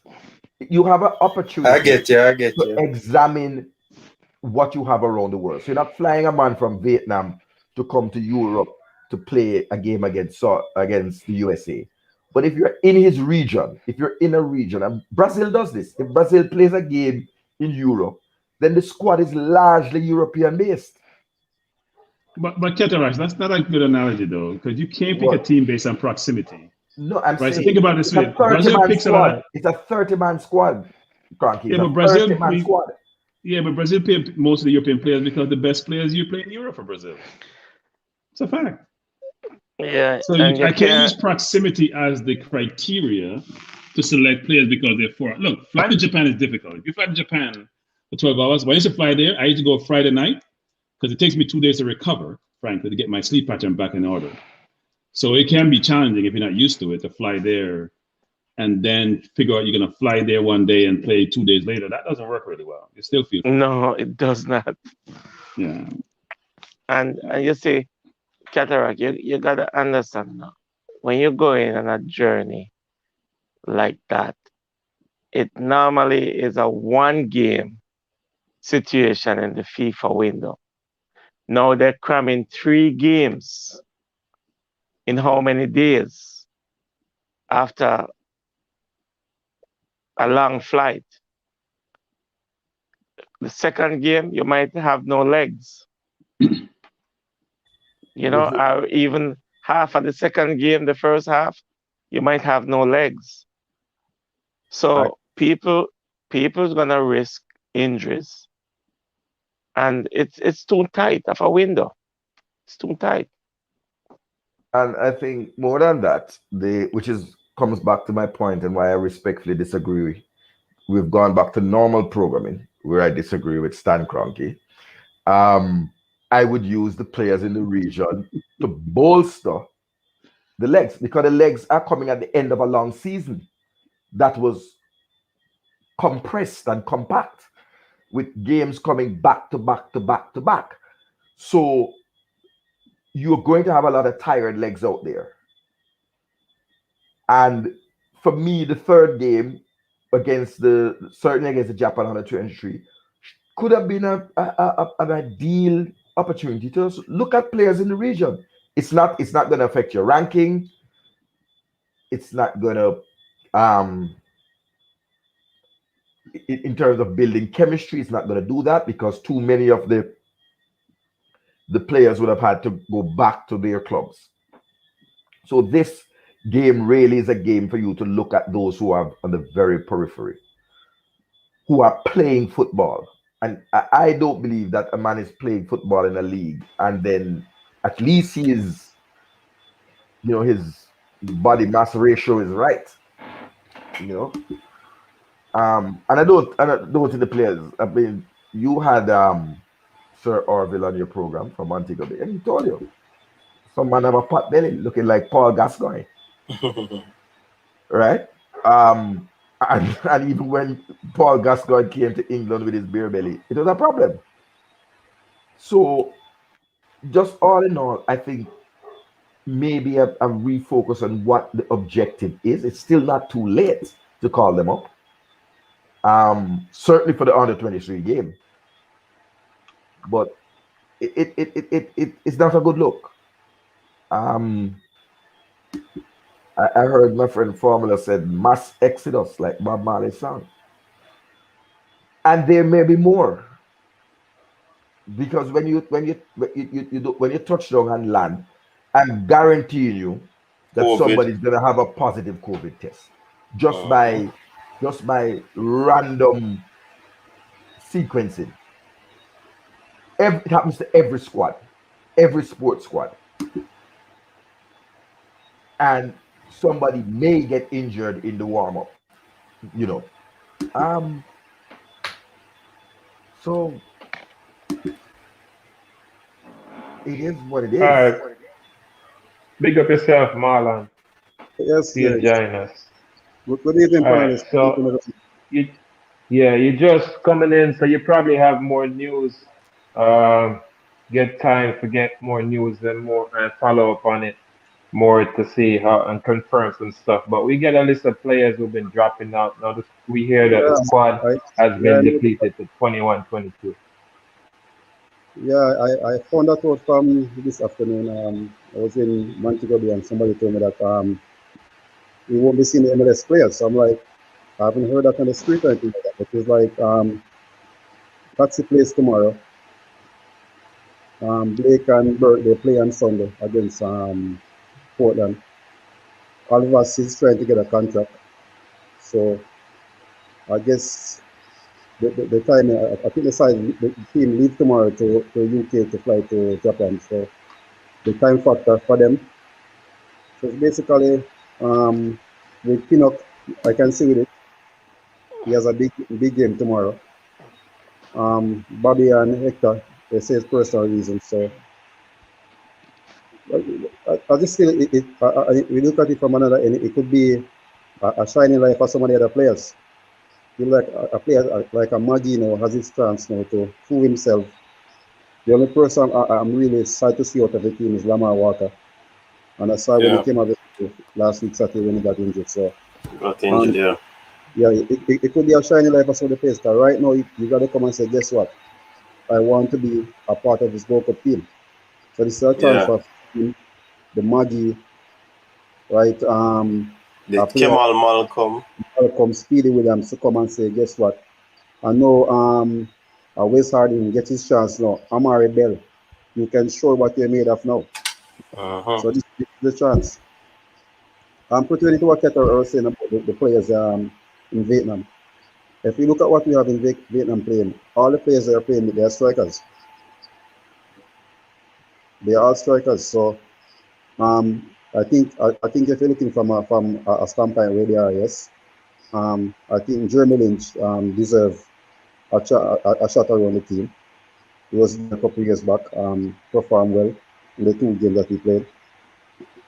Another player who's around Israeli section, Freighter, the league is finished. So we have players all over the place, but I think the JFF don't really have a database of where their players are.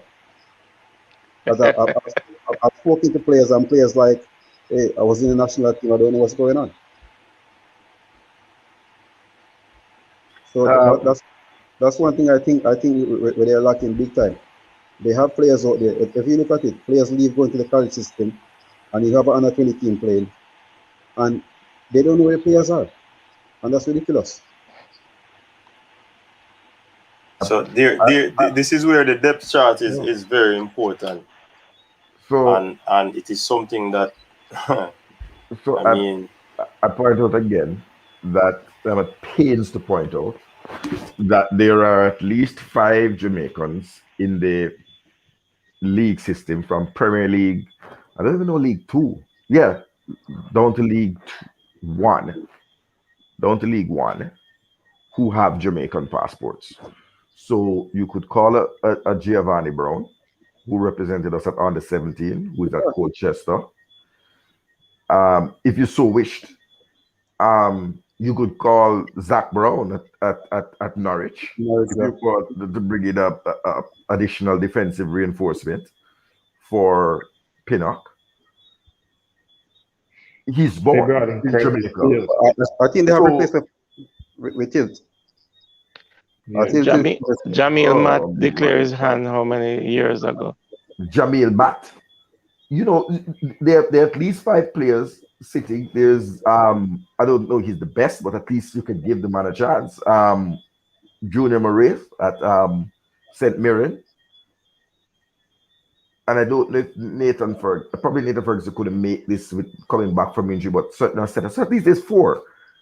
But if we're going to Curtis Tilt in League 1, why would we overlook Zach Brown, who is going to be a Premier League, certainly in a Premier League club, Norwich 1.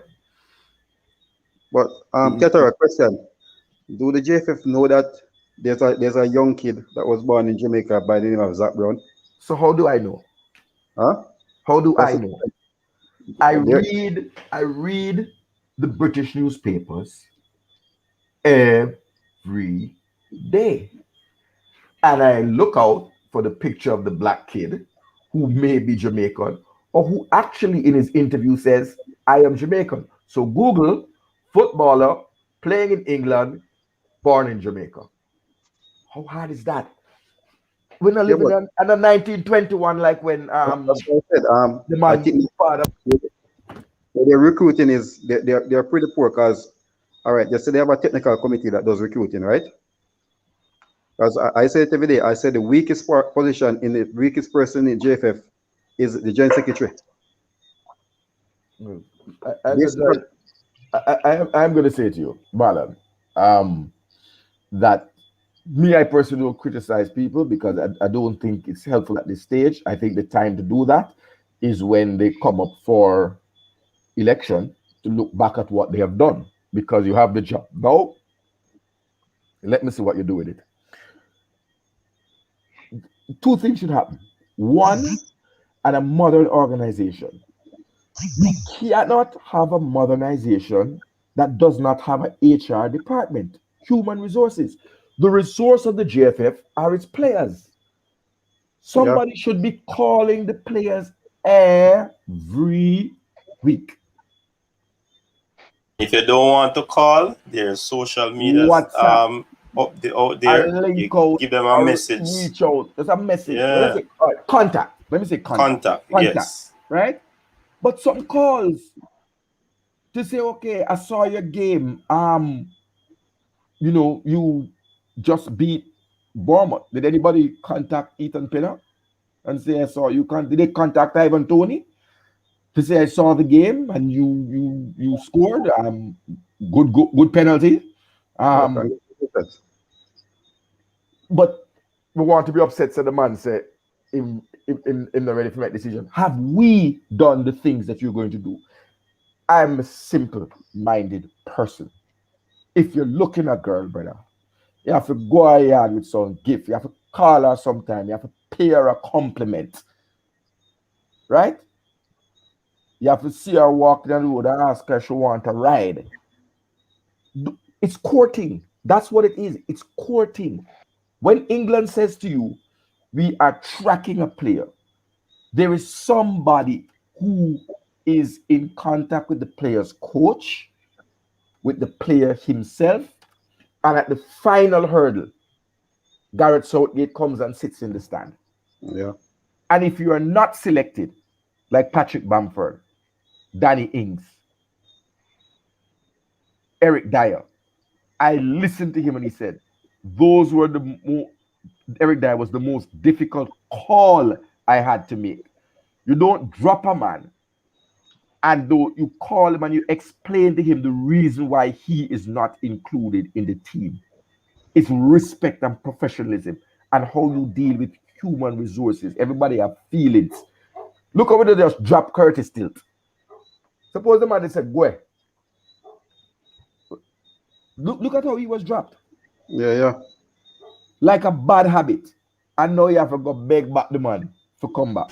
Hey, that's interesting, Cataract. I was thinking of that. You didn't select the man. I don't know if they contacted him though, because we don't know that part of it. No, but he wasn't selected again, and then here he is supposedly in the next squad going to Japan. So these are, and probably sometimes we are not too au fait with what is happening in terms of the whole finer things, the crossing of the T's and dotting of the I's.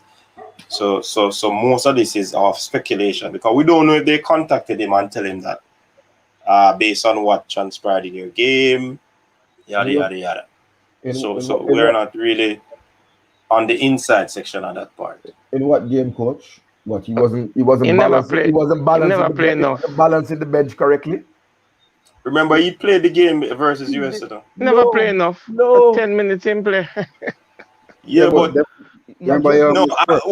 probably I'm trying to talk on behalf of the federation when I should. So let me retract that. Unless the man didn't bring the water bottle quick enough or something like that, or he make the bench fly up and a man injure himself. What else you gonna do? But for whatever reason, Cataract, I mean, they probably could have told him that, hey, wasn't impressed. First of all, you know what I mean? Hey, remember the disclaimer, because someone a complain. Long before it happens, after the game, you should have a assessment and said, look, we know it's only 10 minutes, you'll get another shot. It is unfair to judge a player for 10 minutes. Unless he gave away a penalty, got a red card, thumped down a man and did something, I don't know. I guess he could have gone pop. Did he do that? Because apparently when you go it's a crime. But I didn't see that. So I don't think it's fair to the young man. I don't think you call somebody and embarrass their career like that, because these things stick on the record. They do. These are professional people that people look at. Look back and say, hold on, you get 10 minutes for Jamaica, what happened? Were you a bad apple? People start asking questions. Yeah, but on the other hand, you have sometimes the fans. We are the problems. We talk bad about the players, and the players are feeling upset with what is happening. They would have been here for some time. A comment in the comment section is that Bobby and Hector are like brothers. Bobby will not play if Hector get this. Jay, what do you think about that? Sound like what's his name? Sound like Butler, his son, with him steps up. Cranky, so you me look on Cranky, but just because of Hector name you mentioned me, you say, so me never really ask the answer, and me ask Jay the answer. No, I'm not denigrating anyone. I'm just saying I've heard that before in another situation. Coach, yes, listen to this. You see, people can't speculate, and people need to stop making those comments. Because I'm pretty much sure they're not twins. You understand? They're not twins, and they're not going to the prom together. Let me say something, Coach. Go ahead, Evan. If that was the case, Coach, most black players will play for England. If negative comments were the deterrent why you play for an organization, not only England. And not only England. A Balotelli for Italy. But like I said, we want to keep it at a level here. Wouldn't I even can see play with club Bobby Reed. football. I can Wouldn't see even. with Bobby Reed. Him just finished a long season, and I think he has a favorable season, a good season, and he probably needed some rest and some family time. So you have to picture that into it. I mean, the man been playing football all year. He probably don't see him girl that much, you know. So I you have think he to, has a young baby too, you know. and him all right. So you know, But Devon, But there's, oh, there's also this traveling factor of traveling to the Far East. You know. huh? There's a traveling factor of traveling to the Far East. You know. You're going to a different time zone, True, right? When you go there, there's a thing called jet lag, and jet lag. you reach it, then you're gonna play a game 2 days after. And you might I get think, COVID on the plane. okay. I've been to Japan. I wasn't playing football or nothing at all, but Yeah, it took me almost 10 days for me to get back myself back to normality. Yeah, so you're true. disoriented and all of those things because Yeah, of the long flight. especially who's flying from this section. So the Yeah, players Yeah, in yeah. Jamaica going around, it's even more messed up for them. The you, guys in Europe, it's much easier for them to go and get acclimatized here. yeah. And If you had joined earlier, I said it because I said from the second game, the first half you probably have no legs. You're dead. yeah, man, I know that. You know, so it's tough. It's tough, but it is what it is. And whosoever they call up to replace them Yeah, they have to have make to their name more. They have have to go in a there call a squad. and make them name and see if they Yeah, can hold on a spot and let a man have to fight to come back in. exactly. I think Marlon Yeah, mentioned that, and he wasn't on when I did mention it. That I mean, this would give those players a look in, and they would have to cement their play good, cement their position, and give the selectors a hard time in terms of if they are supposed to, be a part of the thing or not, or they basically earn their spot because I of the would like to performance that ask they the put in. JFF a question. Lama Walker got injured. Mm-hmm. Um, Norman Campbell is in the national program, which I think is the best young player in the program that we have. Yeah, for real. Why is he not be one of the guys who replace the injured Lama Walker? Bobby Reed not there. Why Who should is replace I Kahim? Lamar? can answer that for you, Why Coach is Devon. Kahim Paris? Why is Kahim Paris, who scored 16 goals out of 19 appearances for your second division team in Slovenia, not in the squad? You got to give these young players time now to play. So Paris is Devon, as far legitimate, as but the normal Campbell is Campbell, out for personal reasons. yeah, he Let me already hear what said that. what was that? So Norman Campbell had requested from time when Jamal Lord requested for personal reason that he wanted to be out. Let's Okay. push up. So he was contacted by the JFF though. Oh, okay, Paris is okay. legitimate though. Paris is a Fair enough. Yeah, legitimate yeah. question. Paris is Yeah. on form. Yeah. Fair Paris is a enough. legitimate question. Yeah, I mean, I think he has done well. You know, it might not be English champion or Premier League or La Liga, but I mean, if you playing in any league and you're performing, that means you're standout. 16 goals, 19 games. You know. Coach, I wanted to address the question that somebody put up. Mm-hmm. You said that Bobby Reed and Michael Hector are like brothers. How, when, where, why? Um, you see, and I just want to say that when we put up these things here, just check back your facts now. A Bristol City, Bobby Reed come from.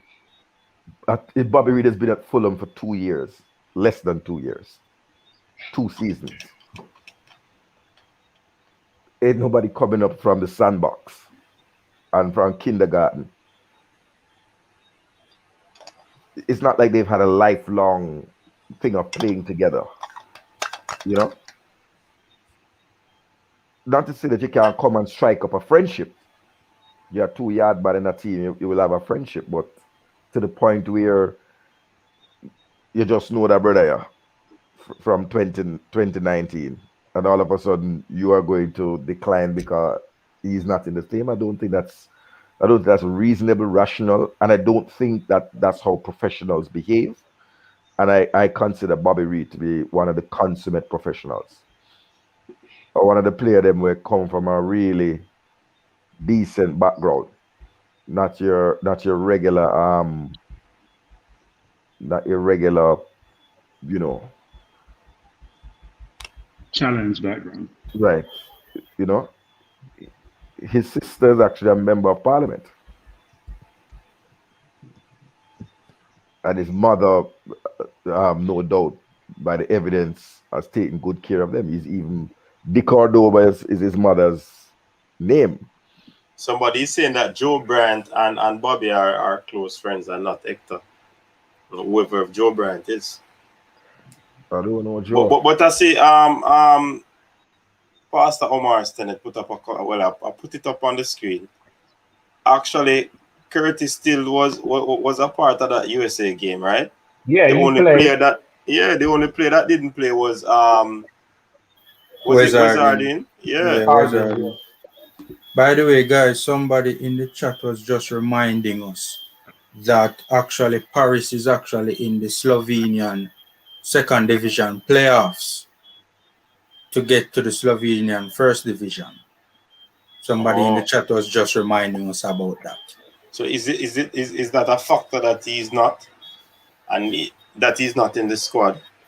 You also have a Martin Davis who has been doing well. I mean, just a playoff. The first leg of the playoffs for the Slovenian second division is actually on Sunday, May the 30th. Oh, okay. And the second leg is on the 2nd of June. Right. But all so of that them would things be close to the game. Yeah, but coach, just like how we were given an explanation for Norman Campbell, at least should have been made of all the players, that they know questions would have been asked. And, explanations given so you don't forget about anybody. What formula? Remember, there's no question asked about the players. The only two players were questions asked about. That's the thing about Antonio. I've been saying that from day one, Marlon. So the people who were at the press conference, they never asked any question.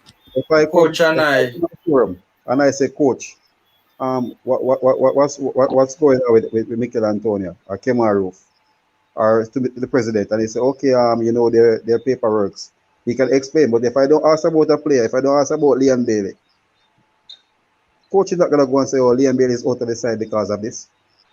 True, he's not obligated to do that.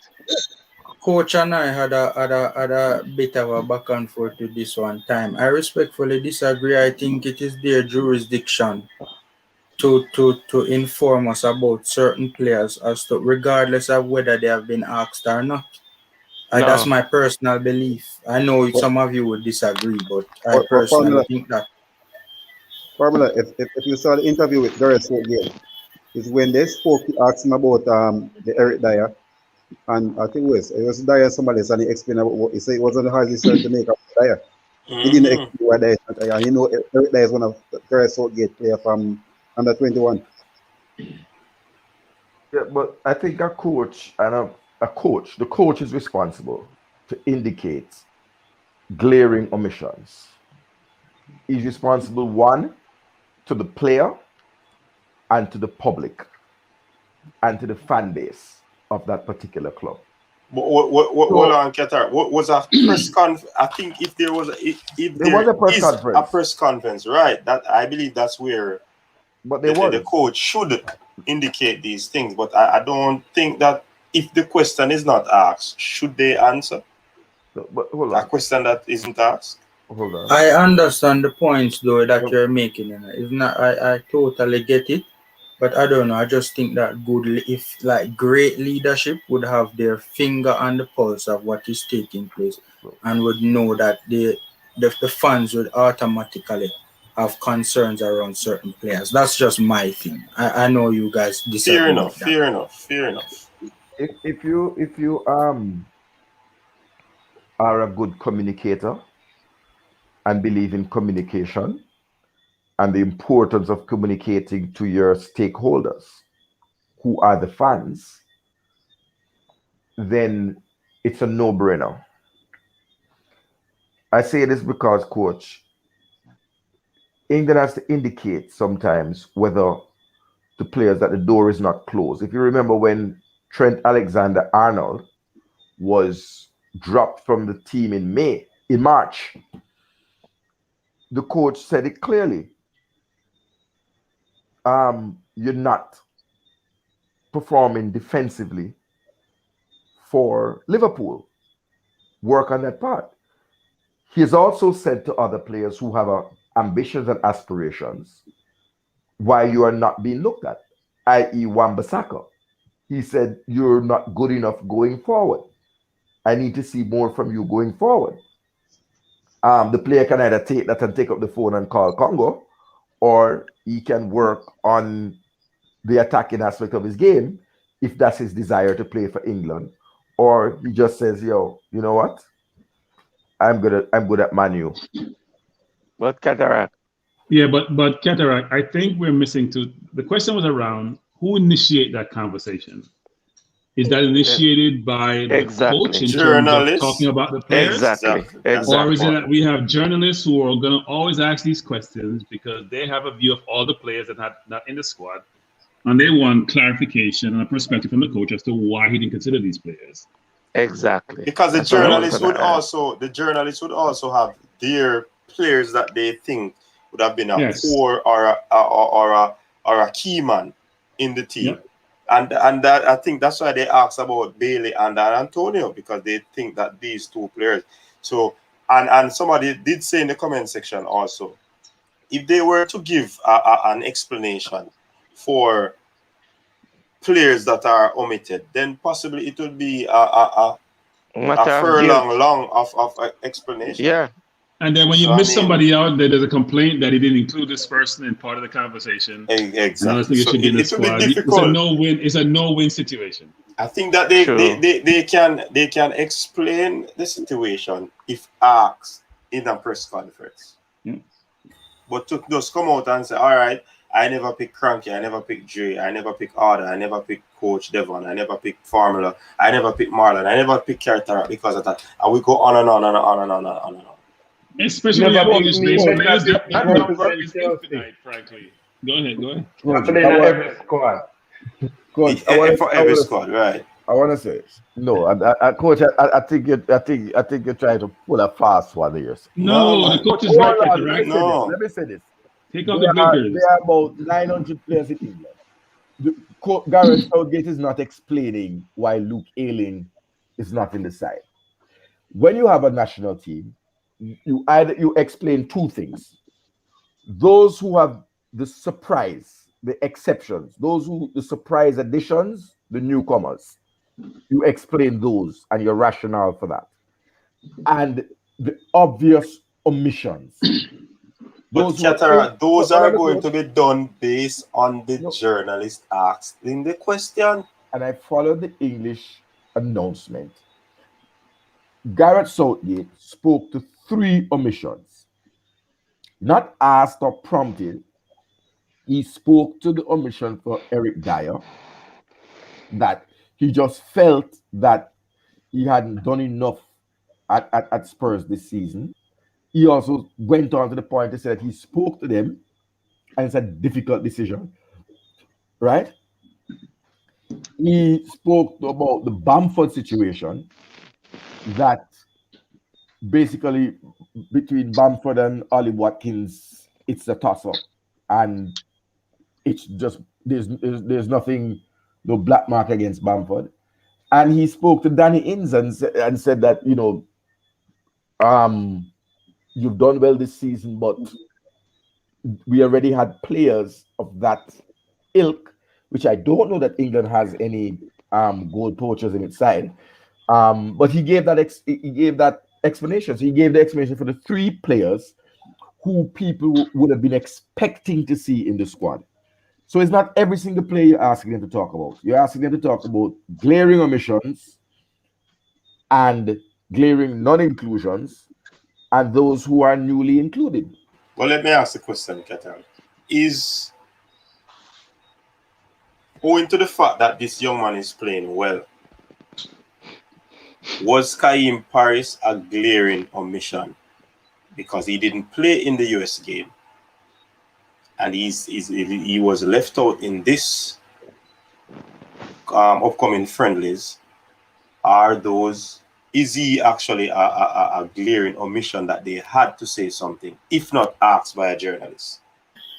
But coach, if memory serves me right, I think Topper brought it up off of the top of his head when he spoke about Norman Campbell. And correct me if I'm wrong, but I think Paris is more of a glaring omission than Campbell, added to the fact that Campbell was out of the Paris rather was out of the US games because of the contractual dispute. Yeah, what formula? Sometimes we make some decisions. You see, you're a French player trying to get to the national team. Remember, he and Campbell, they made a debut at the same time in Saudi Arabia, right? He was a standout. Yeah, and Campbell was a standout in both games. Paris didn't perform all the best in the first game he played, right? Which we had a lot of factors, a couple of training sessions, right? And when there's a chance here for you to play, and you're gonna say you're gonna skip the game because of contractual arrangement, sometimes they come back and work against you.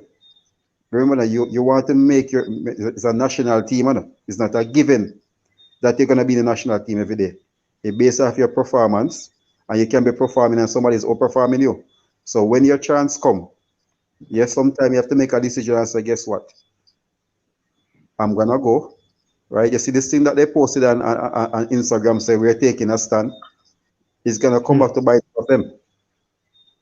It might turn away, but it's reality. So But I didn't watch the Gareth Southgate conference in totality, but what we don't know is this. Sometimes journalists would pre-submit questions, or the FA may say there are certain things that you need to address out front to squash any dispute or any contention in that forum. That's normal. So we don't know what this construct is and the setup is and how they decide to construct the conference, or what questions were submitted in advance, or what the FA told Southgate, you know what, you need to address this proactively versus reactively, right? So I'm not sure why we're going to require the coach to talk about players who've been omitted, especially those players are not deemed to be in the coach's eye. If you miss not Damian Lowe or Andre Brake or Bailey, I can see someone saying, be proactive in talking about that. But you can't talk about every single player.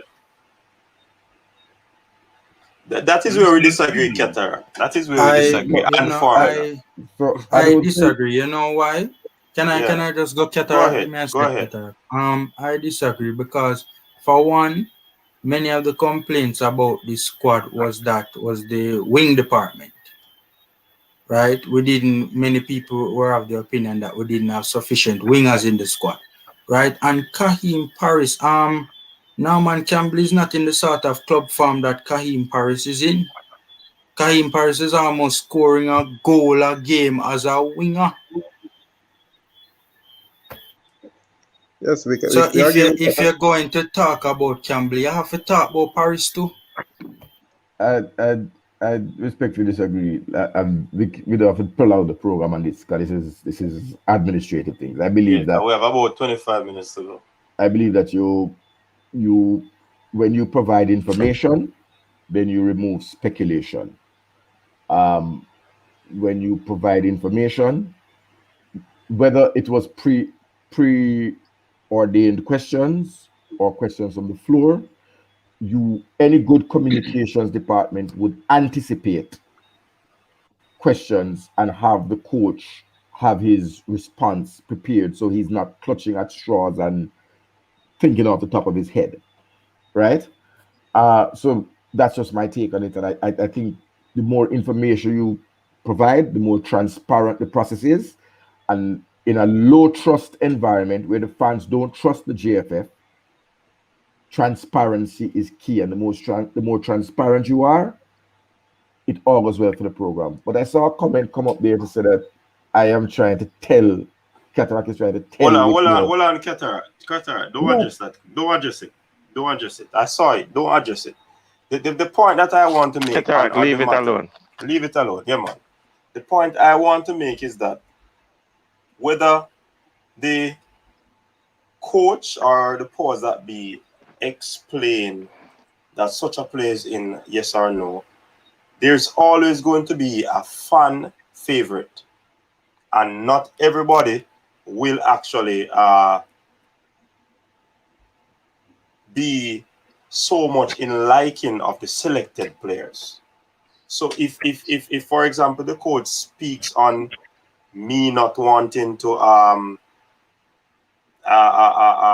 see a Kaim Paris in the team, he can't address me because he probably does not know what is in my head. Then a next fan who wants to see a next player, Norman Campbell. Then a next fan who wants to see a next player. So whichever team they pick, there is still going to be growth on who should have been in the team. So I think we can close off this segment on that point, where it doesn't matter who is selected. There are persons who are going to be not pleased with who the coach or the technical committee selects. Coach, can I just say one thing on that before you close off, which is this. Don't disagree with Cataracts around the whole concept of being proactive in communicating and be able to address things before anticipatory and proactive versus reactive. But Cataracts, communication department can't anticipate every single scenario, every single question, but every single situation, every single player. It's not feasible or possible. But and again, and I will plug the quote. No, Qatar, we now go over it. We now go over it again. No, but to say that every single player may ask. No, but Qatar, you missing my point. Though. You missing my point. No, I think you missed Bertram's point. You're missing my point. You're missing my point, Qatar. But leave it alone. Go to record off. You're missing my point. Next topic. Qatar. In other words, if the coach is not asked a question about a player, he is not going to just talk about the player like that. No, if he's not a fringe player. Yeah, it's not. Plus, Whitmore don't have patience for a situation that doesn't fall in his wheelhouse. He don't have patience to address certain things. He just doesn't. He wants to get on with the program. So you got him to talk about 110 different topics when he's just not of interest. Then he has to explain why this player is not playing. And then there's a push as to, well, I'm a fan for it. This is my player. You're not playing him. You don't have him in the squad. You know how you Jamaicans are. It's never ending. Why address something sometimes where you don't have to give yourself that worry and that challenge in terms of, I have to address all these situations to set the right Cataracts, set the right coach, set the right Cranky, set the right Devon. You can't satisfy everybody, Cataracts. You know that. Coach, that's slightly different. Next topic. That's slightly different. I want to say something. Go ahead. Why it is important for the JFF to do these kind of things is because I don't want Jamaican football to end up like West Indies cricket. There was a time when my father would turn on the transistor radio, wake up his sons in the middle of the night to listen to the West Indies ball-by-ball commentary on BBC Worldwide News, Worldwide Sport, and many of us came up in that kind of household. No, I don't even watch the cricket part of the news for 30 seconds. There's a pattern that I'm seeing, and maybe it's another program. We sit down here and talk, maybe Simon does, other person, forgive me. The most we're going to get is about 2,000 or 3,000 views, right? A man put up a picture of somebody get bullet, 40,000 views. Understand that the attention of what Jamaicans have appetite for with their time, and each of this is everybody have 24 hours in their day, right? If you turn off the fans, there are other things. Right now, Jamaicans love watching dead bodies. The more blowing marrow and blood, they're going to spend their time and sit down and view a man and talk about who are killed who in the garrison. Then program they get all 80,000 views and all have 50,000 subscribers. Congratulations to reach 5,000, coach. Yeah, And man, respect. we are talking about something that we would think you have 3,000 fans per club, and everybody have little data, They're not and yet connected. they're not. Yeah, No, but Keteras is not a Jamaica I'm phenomenon. It's saying, not a But you Jamaica leave me. phenomenon. I'm just saying You that. leave me, Cataract. Yeah, No, I'm Cataract came up on saying, a tangent. That I'm tangent is saying, going no, further I'm and further. saying to you that if you don't engage your fan base, they will drift. That's my simple point. And I'm noticing a more drift away from the football, a more drift places where I used to go and watch games that used to be packed. And maybe it's COVID, right? But it packed more for NBA than But for Cataract, you need to give people Cataract. something to get excited about, Cataract. Yeah, If yeah, you give people an definitely. exciting product, they will come. Definitely. and that I Cataract. agree with you, Stan. I agree with you. Cataract. From the time this In squad was in named, it was underwhelming. I think that was Yes, a we word all that was agree. used. We have a Yeah, consensus on that. we We agree. agree on that. That. We agree on Cataract. that. And as if it one second, Devon, and if you start at underwhelming, and then you start losing the best parts of the underwhelming, you just leave with the under. The whelming gone. Cataract.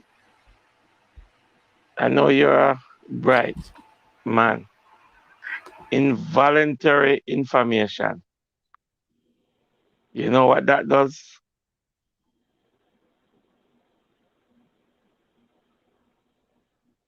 Clears up misconceptions. And And it that people gets you don't in, stand up and and it gets you into a place that you don't want to be. but if you're It gets you transparent, in trouble. if you're just transparent and says, look, lad, you have to get more assists, or in Garrett Southgate's thing, I'm not sure where it is, but at some point he had to say, Theo Walcott is just not his kind of player. So Theo knows that your England door is closed unless, of course, Roy Hodgson gets the job from his nursing home. Right? Yeah, but you know, The analogy between Gareth Southgate's cross. yeah, some things are better not said. You know what I mean? If Saka wasn't included in the England squad and if he don't make the final 22, it's better not said why him choose between one versus the other a lot of the times. But if a question comes, he should be able to put forward a non-damaging response. But at the Diplomatic end of the day, response. nobody wants to hear say, coach, the reason you never met the Jamaica squad is because you never good enough. Yeah, You know? guys, we have to stop always making the analogy between a Southgate and Jamaica with Whitmore. Southgate select players from mainly Premier League or the major leagues across the world. So their comparative make a lot of sense. I'm going to select somebody from the USL or some Slovenian second league and talking about assists and goals. It's not the same comparison with a player that comes from the Premier League. So Tapa go out there talking about, well, you don't have enough. What's going to join the assist based on? Is that what Tapa is looking for? A Slovenian second league or Belgium second league? And say, because he score goals there that equate to me playing in like English Premier League? It's very difficult for Tapa to satisfy a public about players when they are not all playing at the same level, for example. And because we consume ourselves with a lot of English league, then we try to equate or match them up with our players. So I agree with you, Frankie. I think Tapa does what he does, and we just have to live with it and move on. And I don't think we should be talking about him not talking about player A, B, C, D, and E. If they're not in the squad, they're not there for a reason. So for some people like Blake, yes, I think they should explain why he's not there, or Bailey. But for others, you can't explain everybody for every situation. I think the French players should be It's personal Bailey reason sufficient have enough. a toe problem. Wait, no, but I'm just saying, is personal reason sufficient enough, or do you want more elaboration as to what that I personal think that's I don't sufficient. need it, and I don't think nobody in the public has been asking when somebody says personal reasons, apart from the fast Jamaican people will Can't question it. You can't question it. And personal reasons cover a myriad of situations. Yeah, man. Many which Right, people don't right. want to, many which Yeah, people go don't ahead. want to go into. And I just want to go back to football. Yeah. Right now, I remember when I brought to light Lee Grant from Manu. He might not have been available now because he says he's available. And everybody has said about 38. I saw Lee Grant jumping around in the Manu squad on the bench. Right now, we'd be glad for a keeper like that because you see, Blake is unavailable. So my lesson from all of this is don't arbitrarily dismiss players or dismiss somebody who's a professional footballer because you don't know when you might need him. And a player like Lee Grant, and this is somebody who we have conversed with, it would have been a simple 1, 2, 3. As a matter of fact, it would probably take him 15 minutes because his parents are Jamaican. They're not going to granny or grandma, right? And he could have gotten an express service 3 weeks ago and gotten his paper, and you might have needed to call him up now. He would not have been tired because he's only been training, because you have to be sharp in case you needed to come on the field. What we could have done with someone like that who has had Premier League experience and could have come in the squad. I am not overly confident with a Dylan Barnes, but let's see. Don't be too quick to dismiss the players. Go ahead. Let me say something. You know that we are in trouble, though. Oh, we on the panel? No. The country, the national team. The national team. Hold on. You know that the national team. You know that we are in trouble, though. And let me tell you why I think we are in trouble. Andrea Blake is our top goalkeeper. He's our starting goalkeeper. He pulls out of this friendly and we're panicking. So we can't find a goalkeeper. What if he goes into the Gold Cup and the first game he got injured? What if he goes into the World Cup and the first game he's injured for the whole World Cup campaign? What do we do? So I'm going to say what Hector just said. Give Dylan Barnes a chance to see what he can do. But it's not only Dylan Barnes. We need 4 top goalkeepers. Yeah, but I'm just saying, Devon, it's an example whereby you're trying to gather the players you're going to assess to figure out what players going to allow you to be a good squad to the Gold Cup and then on to the World Cup qualifiers. Dylan Barnes can do squad. Let's give him a chance to see what he can contribute. But I don't even hear anybody talking about Amal Knight. Where's Amal Knight? Not playing. To the earlier point about we being in trouble. If you compare us to the top 20 sides in the world, we're in trouble. But this is Jamaica, and this is something we build. You understand? For benchmarking is semi-final, Gold Cup, World Cup qualification. So win. No. I'm saying those are the things that we've done previously. So if we're looking at a standard, we say we're moving at a faster speed, it would first mean that we're going to supersede those goals first. You understand? So we don't have to say, boy, the ship are burned down. The ship has always been the ship where it's been. We never have all of these players who go up 98 World Cup to keep throw a ball between Japan, solid and score 2 goals. So nobody make me feel like I never Bob Marley play for Jamaica, you know? See, and Rome wasn't taking a day. It just takes 100 years. We're good. It's how we operate. I respectfully disagree. Other details. I respectfully disagree. I mean, the fact of the matter is, right now we have our hopes high because we are looking and we are saying to ourselves we stand a serious chance of doing better than we have ever done. Right, and I don't think that is the standard that anybody is comparing. I think we're comparing ourselves to our rivals in CONCACAF. Right, and if we go into the World Cup qualifiers, and God forbid something reach Andre Blake in the first game, we're in serious trouble because the rest of the goalkeeper them. I mean, with the greatest of respect to them, we're in a shaky position after Blake.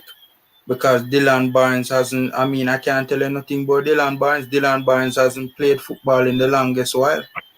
J.D. White. That is my point, Formula. That is my point.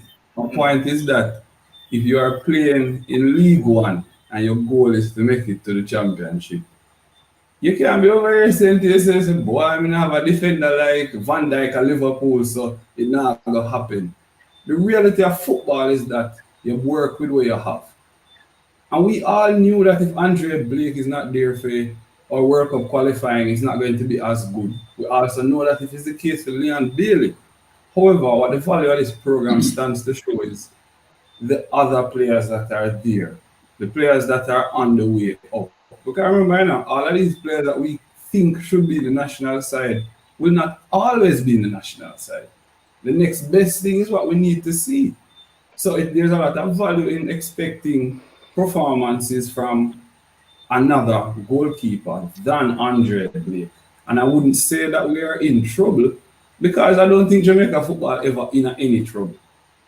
You understand? Because we're not in a position where we are wealthy in any one thing, or we have a lot of resources going our way and everything is, the odds are stacked in our favor.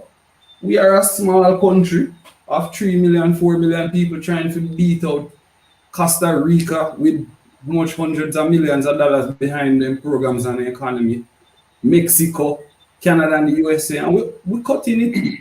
We're not supposed to be jumpy and say to ourselves, boy, tap on no way, because say Andre Blake, if he's not fit. That was the situation long before now. We all knew this. Hold on, Stan. I want to respond to something. What you're saying is that our standard and what we accept, and I want to Coach, I want you to respond to this and tell all the details about a winning mentality. When people say to you have the pedigree of winning, it's precisely that. Because you have never won, you are satisfied with where you're at. Jamaica's level is not to qualify for the World Cup and make it to the semifinals of the Gold Cup. And I am getting from you saying everything all right. I am saying what you have missed is that we have not monetary resources, we have a large pool of human resources, the actual thing that you need, which is players. And I think Stan a couple of days ago, a couple of programs ago mentioned that are being developed for free. It's not costing the GFF anything to develop these players who are in England. To augment what we have locally, right? And if we achieve what we normally achieve, it would be an unmitigated blot on the history of Jamaican football when so much is available to you, but administratively and otherwise, we fail to have taken advantage of it. We will come in like somebody who win the lottery and I don't know, a purchase title of Earl and long Brazilian ear and whatever, and you don't upgrade the house. Can I respond to your comment? Yes, can I respond to your comment? Yeah, so I said last response to the comment, and then we get a few pointers on the Champions League match tomorrow, and then we close off.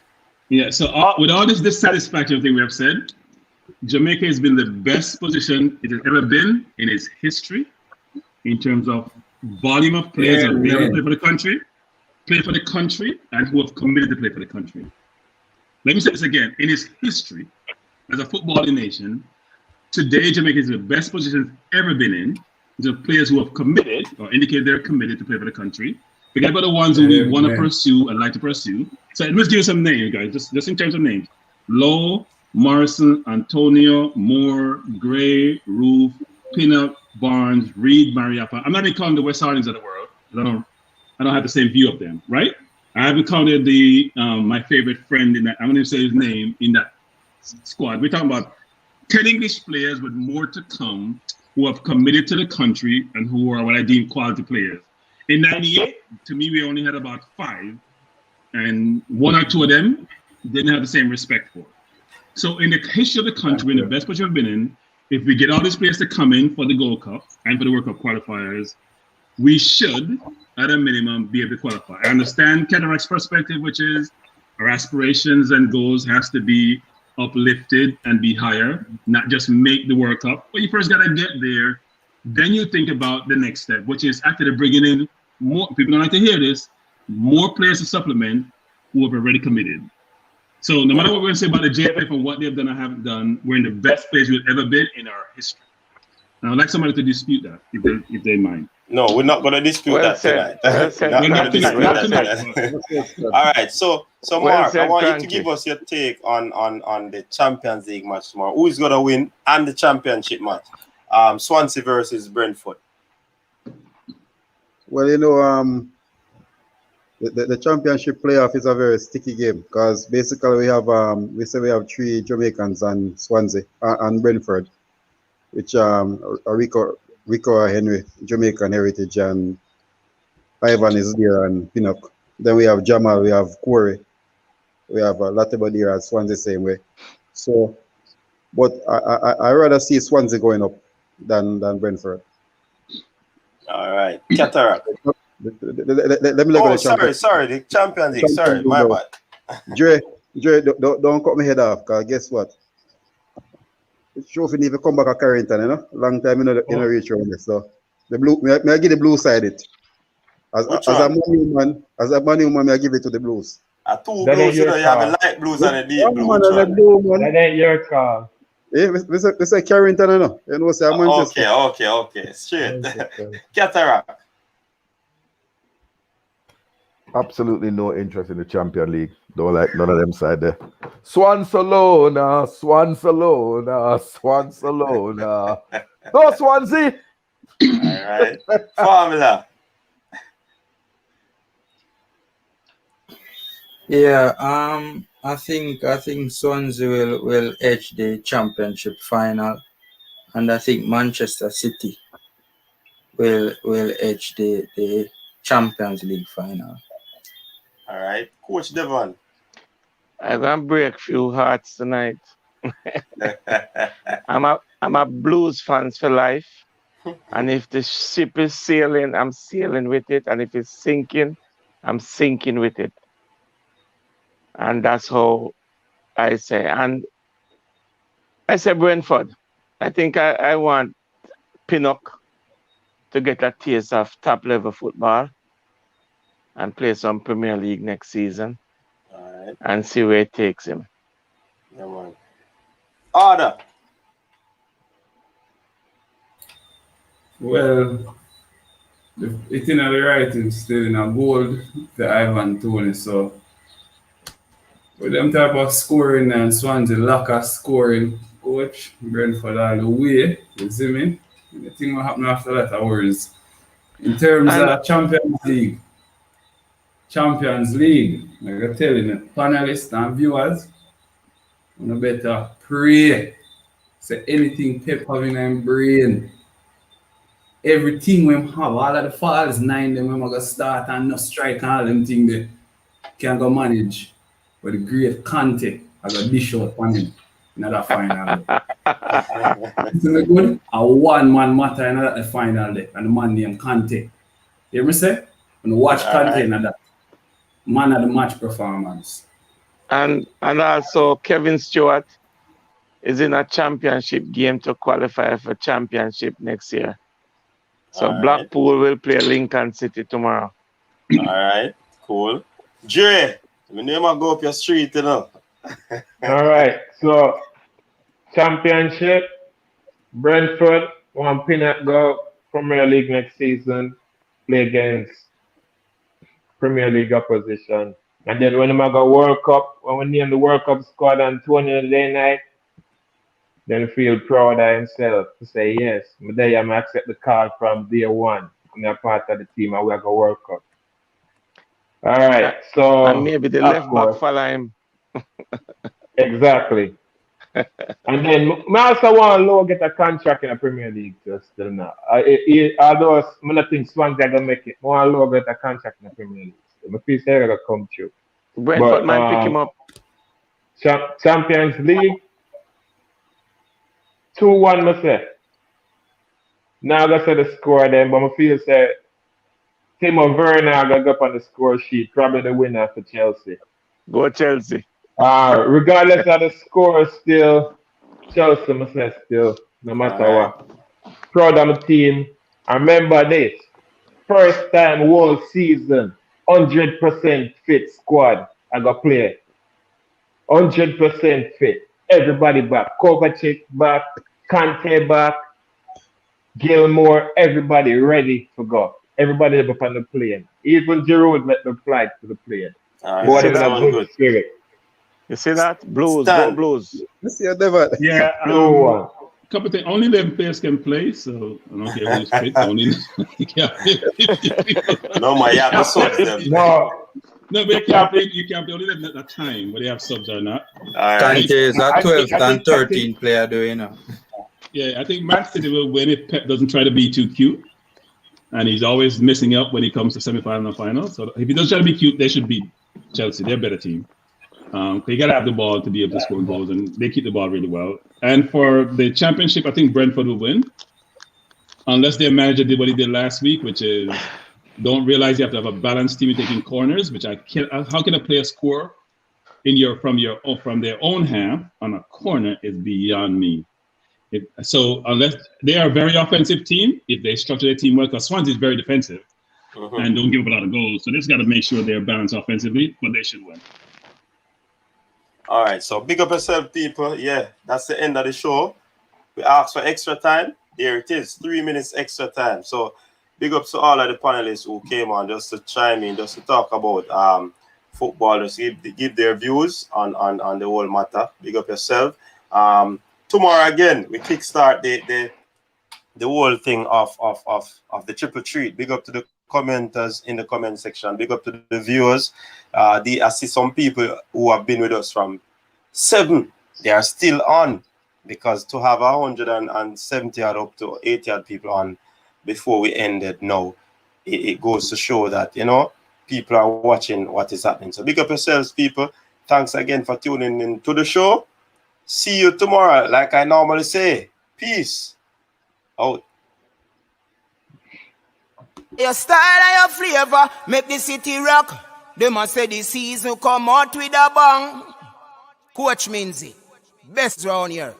Remember that.